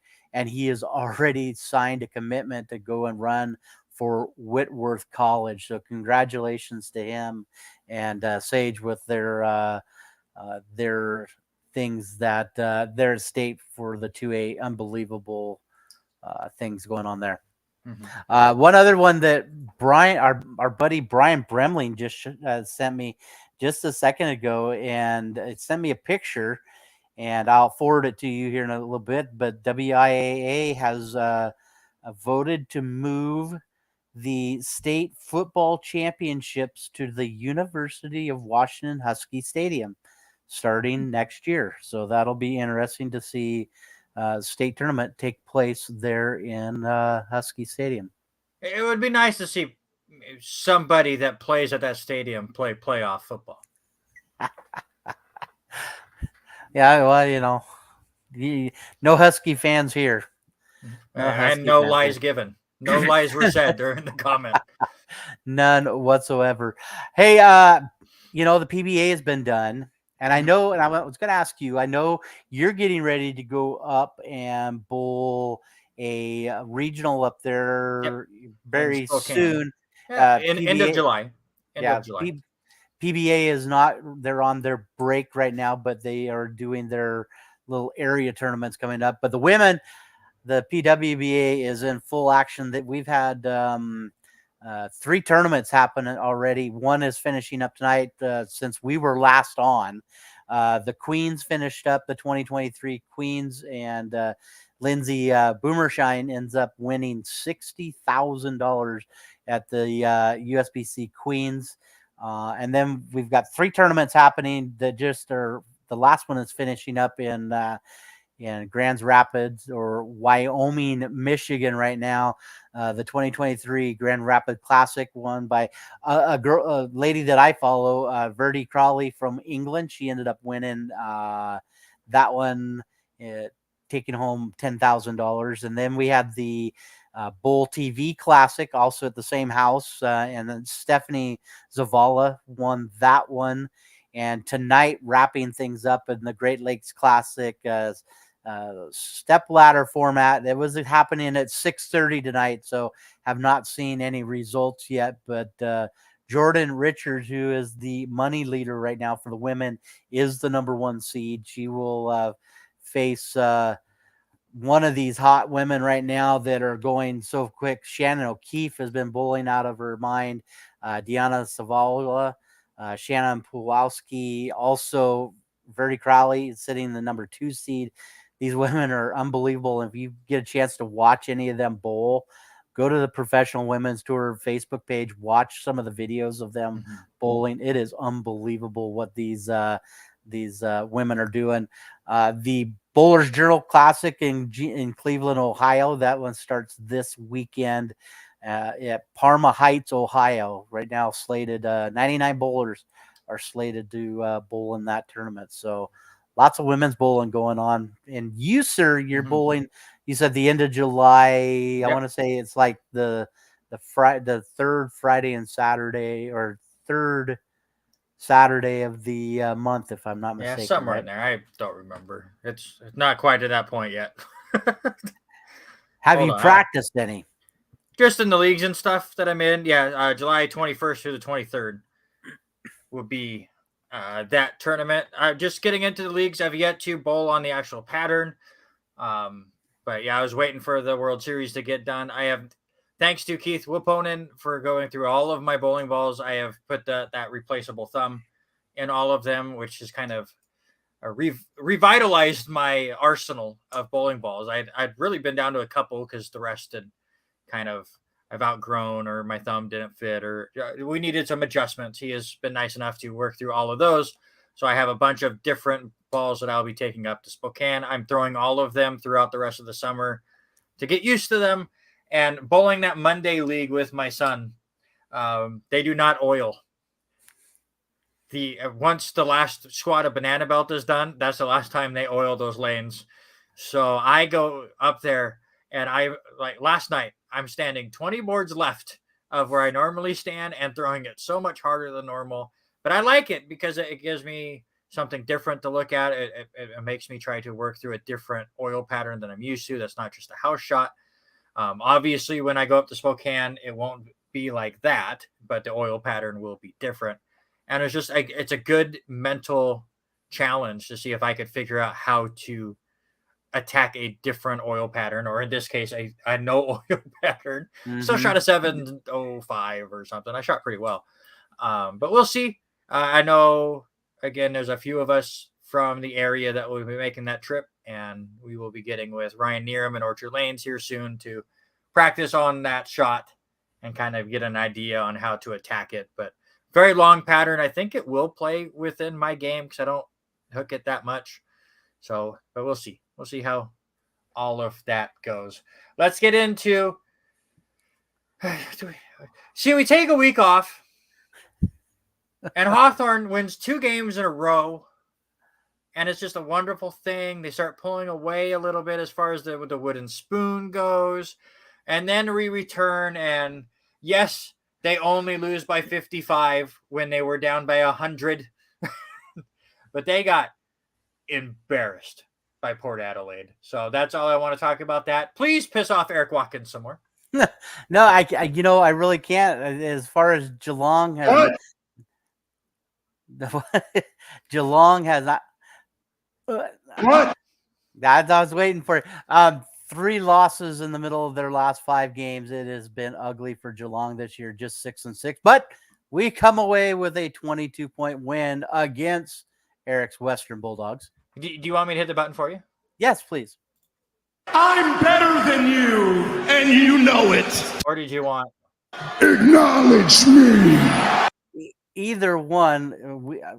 Eric is lost. He is now, but he is still one game better. Or wait. Did you want? You like that? You like that? Gotta love Kirk Cousins, you like that. Port Adelaide or Geelong beats Western 97-75.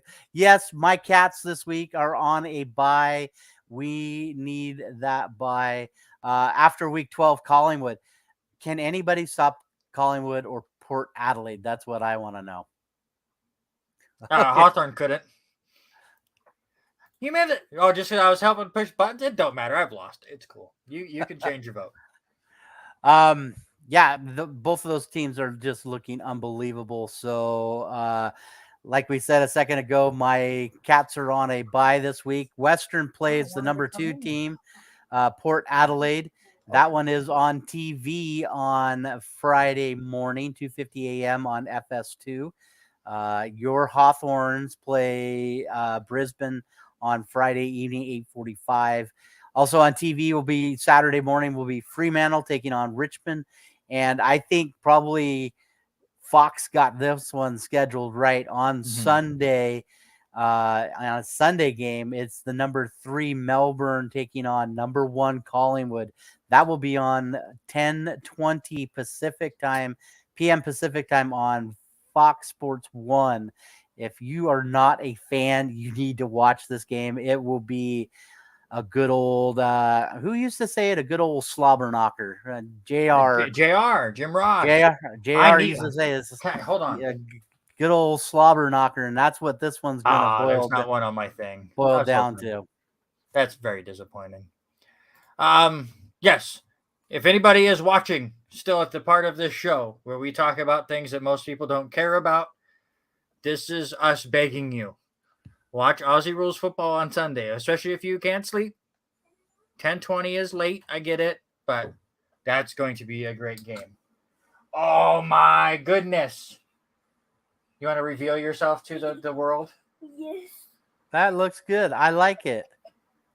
It's not as short as he likes it. I didn't think it was going to be as short as that. It is very short. Do you like it? Yes. Yes. I love it. Do you think you look like May? Uh-huh. Yeah. And you're happy with that? Yes. Okay. All right. And- Let me finish and- my show and then we'll talk, okay? Danny says you are a beauty. Who says? Danny Grubb. I don't think you've met him. Mm. Nope. You'll have to at some point. Let Daddy finish his show. I want to be with you. No. Come on. I'll be out there in 20 minutes, okay? I'm stuck with you. I'm stuck. Beauty. And I agree. It's- And I, it's- yep. it's fair. Beauty and the fair. Beast. All right. Go. All Go, right, go, as he gets Addy out of there, let's talk a little bit of golf. Let's do the review first. Wait. What? I play golf. I'm not good at golf. I never got good. I never got a hole in one, but I did hit a guy, and that's way more satisfying. You're supposed to yell 4, but I was too busy mumbling. There ain't no way that's gonna hit him. By the way, that is usually Mitch Hedberg joking about golf. That is what's going on in golf right now. They're just going to all hit each other. And by the way, there you go. She only votes for you if you dance to Cotton Eye Joe. I put on a very hot Cincinnati Bengals jersey that I'm waiting for Chase to grow into to win a vote. Are you going to try to win a vote? Are you as desperate as me to win these games? She already thought she saw me dance to Cotton Eye Joe. Her and my wife have now become friends, I think, because they ganged up on me. They both like to make fun of you? Yes, they played Cotton Eye Joe. She played Rick Springfield during NAIA. I had to beg Megan to play a country one just to promote one of the groups that is playing at Lewiston Casino coming up. Check below. You voted. There you go. Terrible. So let's talk about the memorial first before we dive into all the news that happened today. But Victor Hovland comes away with his 4th PGA title. Kind of a rough tournament, not a very low shooting scores at all during this memorial tournament. Victor had hung around 3rd, 2nd, 3rd, 4th, 5th all through Saturday and stuff. And he comes away with a win against Denny McCarthy in the first playoff hole. Scotty Scheffler finishes 3rd, Siwoo Kim 4th, and then Jordan Spieth and Andrew Putnam finish tied for 5th. Next tournament's coming up this weekend. It is the Canadian Open in Toronto. Now, with all the news coming out, how does the Toronto Open look with... Actually, I'm more curious. Will that even get played with all the fires that are going on up there right now? I don't know if you've seen that. The Yankee game looked horrendous for all the fires that are going up there. I want to say it was the Quebec area, I think is what they were talking about. But obviously, New York City is far from Canada, and the amount of smoke they had up there was horrible. So then to try to play a golf tournament out there, I'd be interested to see if air quality levels could hinder that tournament. Yeah, right now they have not reported anything on the RBC Canadian Open website. So right now I'm assuming it's a go there in Toronto. See if I could find a smoke map and stuff. It's terrible up there. I mean, we always deal with that come August time, but it's a mess out there. That's for sure. All right. But yes, as far as the big news that kind of surprised everybody this morning, I don't know what is going to come of it because I don't understand it. Are we just one big happy family now? Are we just going to allow players to play in both formats? I do like the idea of now letting the live golfers come and play the majors and so on, but are they even live golfers anymore? Or is next year everybody just going to play the same tournaments? Some of them are going to have the live format. Some of them are going to have the PGA format. What is going to happen? And why do the leaders of the PGA who came out and said, this is just a money grab for golfers. It's absolutely horrible. It's Saudi money. Look at how horrible everybody is. And now, a year later, they're going, none of what we said matters. We're all one big happy family. All of these lawsuits we went up against each other with, well, we're sorry for that, and forget we ever did any of that. I don't get it. Well, even Jay Monahan also made the comment today, with everything going down, it's going to make him look like a hypocrite. Rob, which it did. He's going to go there. I think I was listening to Wilbon earlier today, and he made a good point. And Kornheiser were talking about, what about Rory? What about the guys that did not? Yeah, live money talks. Yes, exactly. And what happens to those guys that did not make the jump? When do they go? Do they go to PGA and say, okay, where's my cut of the money? Just because you didn't jump ship a year and a half ago, 2 years ago, you're still not deserve that money. You decided you're staying there. That's that's a gamble. You didn't gamble, and now they're coming back. So this also includes all the DP World Bowl, the golfers, those that don't come over for other than just majors that are on the European tour. So it'll be interesting to see how those formats, and like you said, how do they decide? What if John Rahm decides, this week I'm going to play this live tournament? Is that going to be a possibility? A lot is still very shady of how things are going to happen and fall out. Yeah, I hate it, and I think it's horrible for the sport of golf. Well, I made fun of Eric for he's a big live fan. It to me, I looked at it like WWE and AEW right now. It's just okay, they're just competing brands of the sport of golf, and I think it's great. It was great for golf to have competing brands because it was going to change the way both of those companies worked. PGA started to change the way that their schedule was formatted because of how popular live golf was becoming, and things were changing. And that's what you need. You need the competition to create the change, which makes it better. Again, as a wrestling fan, WWE was at its height when WCW was kicking its butt in the ratings, and it had to change the way it did business. Then, when it bought WCW, it went into a lull, and most fans that jumped on board in the 90s jumped back off because WWE didn't have to push the envelope because they had no competition.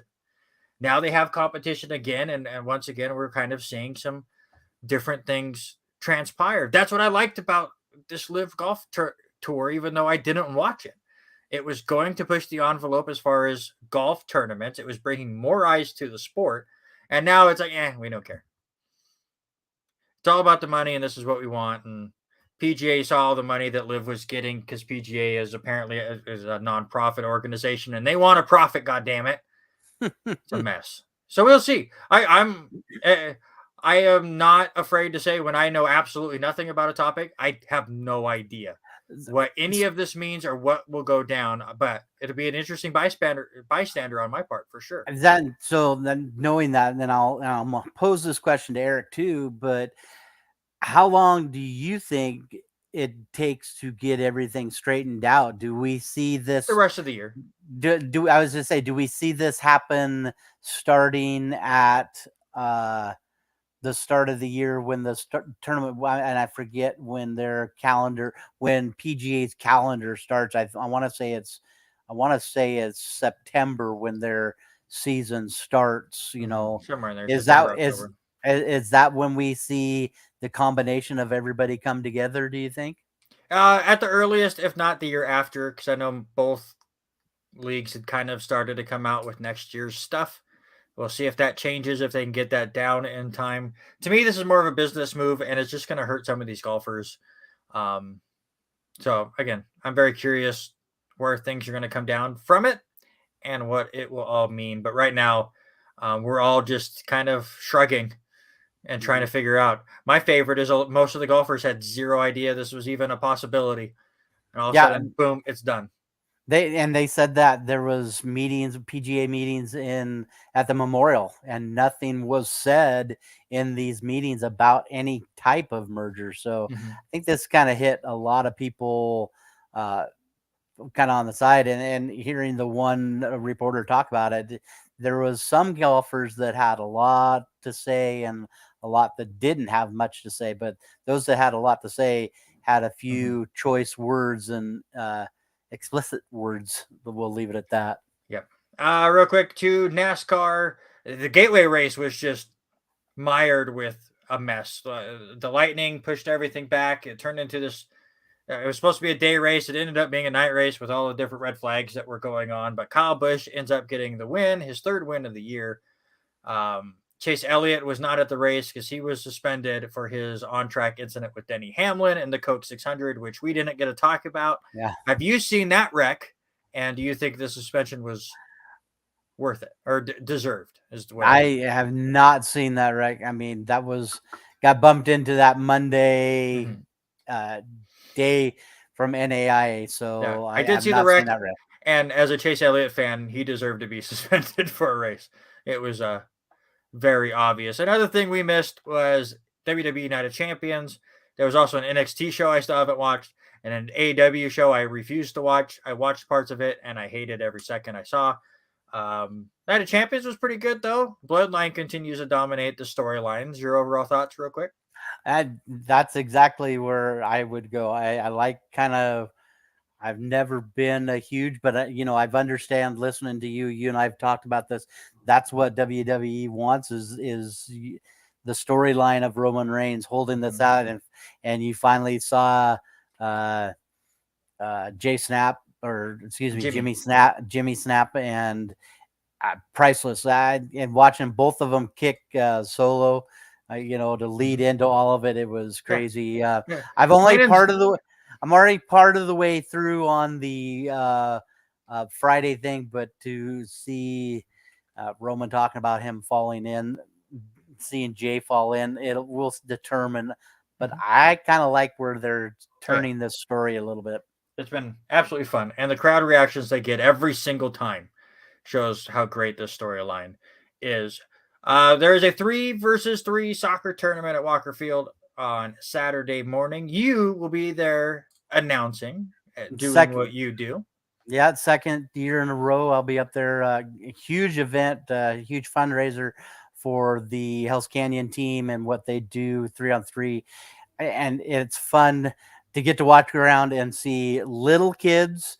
I'm talking like 4 or 5-year-olds playing soccer together to seeing high school ones that we have seen as athletes for basketball and volleyball to actually adults and college kids playing. It is a unbelievable event. How many fields they have going at the same time. I'm looking forward to calling that again with a friend of ours. Sean Pullman is there, be running it, and a few of the others in the new house and what new house and those guys put into this tournament. Looking forward to it. All right, that is going to do it for this week's episode. Congratulations to you. 2 weeks in a row, you're going to win the sports-related draft. It's because it's just because Megan wasn't here to realize I picked 2 hockey players. I will say that, but I got to look. I think this is the first time that I have won back-to-back since like week 20 and 21. Oh no, I had 3 weeks in a row back in weeks 33, 35. So it's been a bit. You're still way behind me as the overall records, but congratulations there. But I do want to end this show, and I know you will have the same sentiments for the most part. But with the NAIA World Series coming to an end, and all the craziness that so many people put together, and all the running around, obviously Danny Grubb and Megan were both here chatting. Denny was there for every single game. Megan only missed a couple for other prior engagements, so she had to go. I worked 16 of the 19 games between helping Alicia doing radio and then helping out with the Lewiston Tribune and doing some of their stories. You were there, I believe, 5 or 6 of them that you worked, and you were there for several more. I just want to give a big thank you to everyone that allows us to now be a part of the going-ons with that, whether it's Alicia and now being her intern and writing for her. It was really fun for me to write her article about her winning the SID of the Year award. I did that over the weekend. Of course, a big thank you to Lee McVeigh, Brian Danner, Mike Tacko for allowing me to be part of that crew. I was just a high school guy for KOZE for the last 2 years. They did not have to make me feel like I'm part of the family, but they have.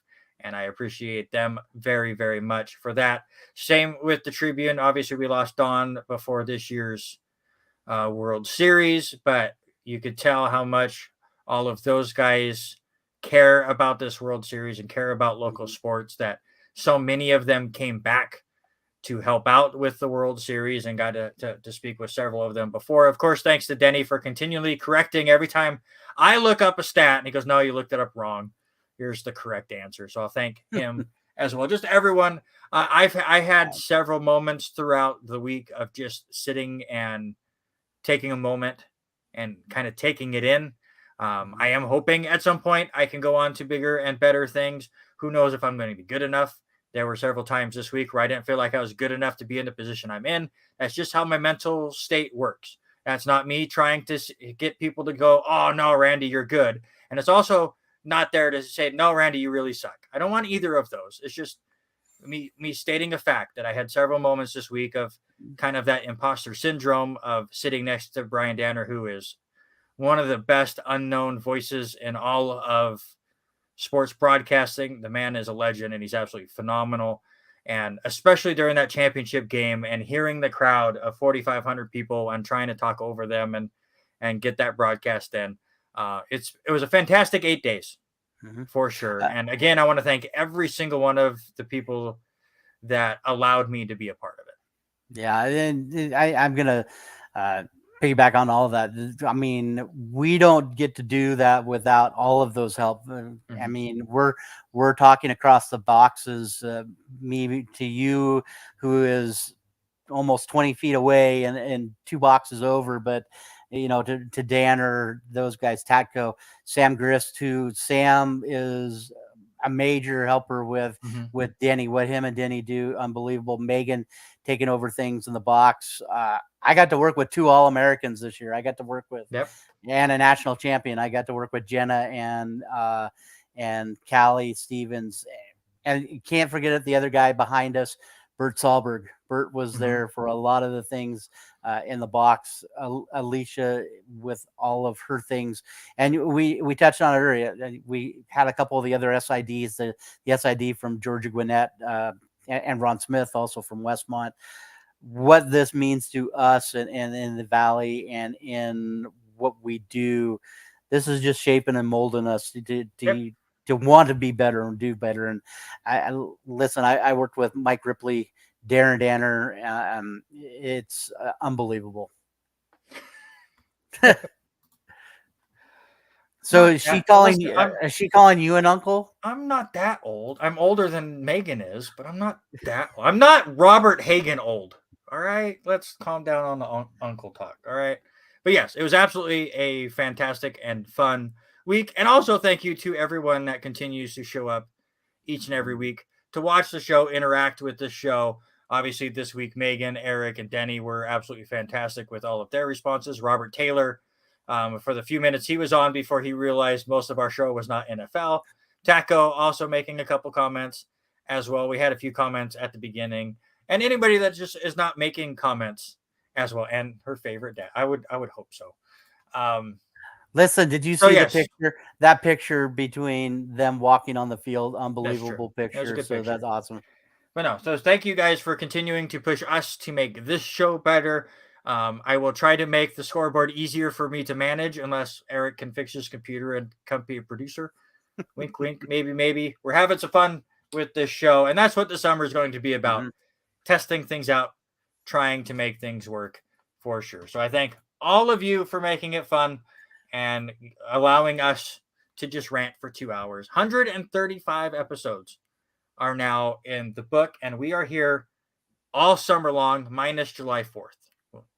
That's the 1 week we will not be here, and for good reason. But until next week, that's Robert Hagen. I'm Randy Isbell. Thank you guys so much for hanging out with us here on the R&R Sports Report.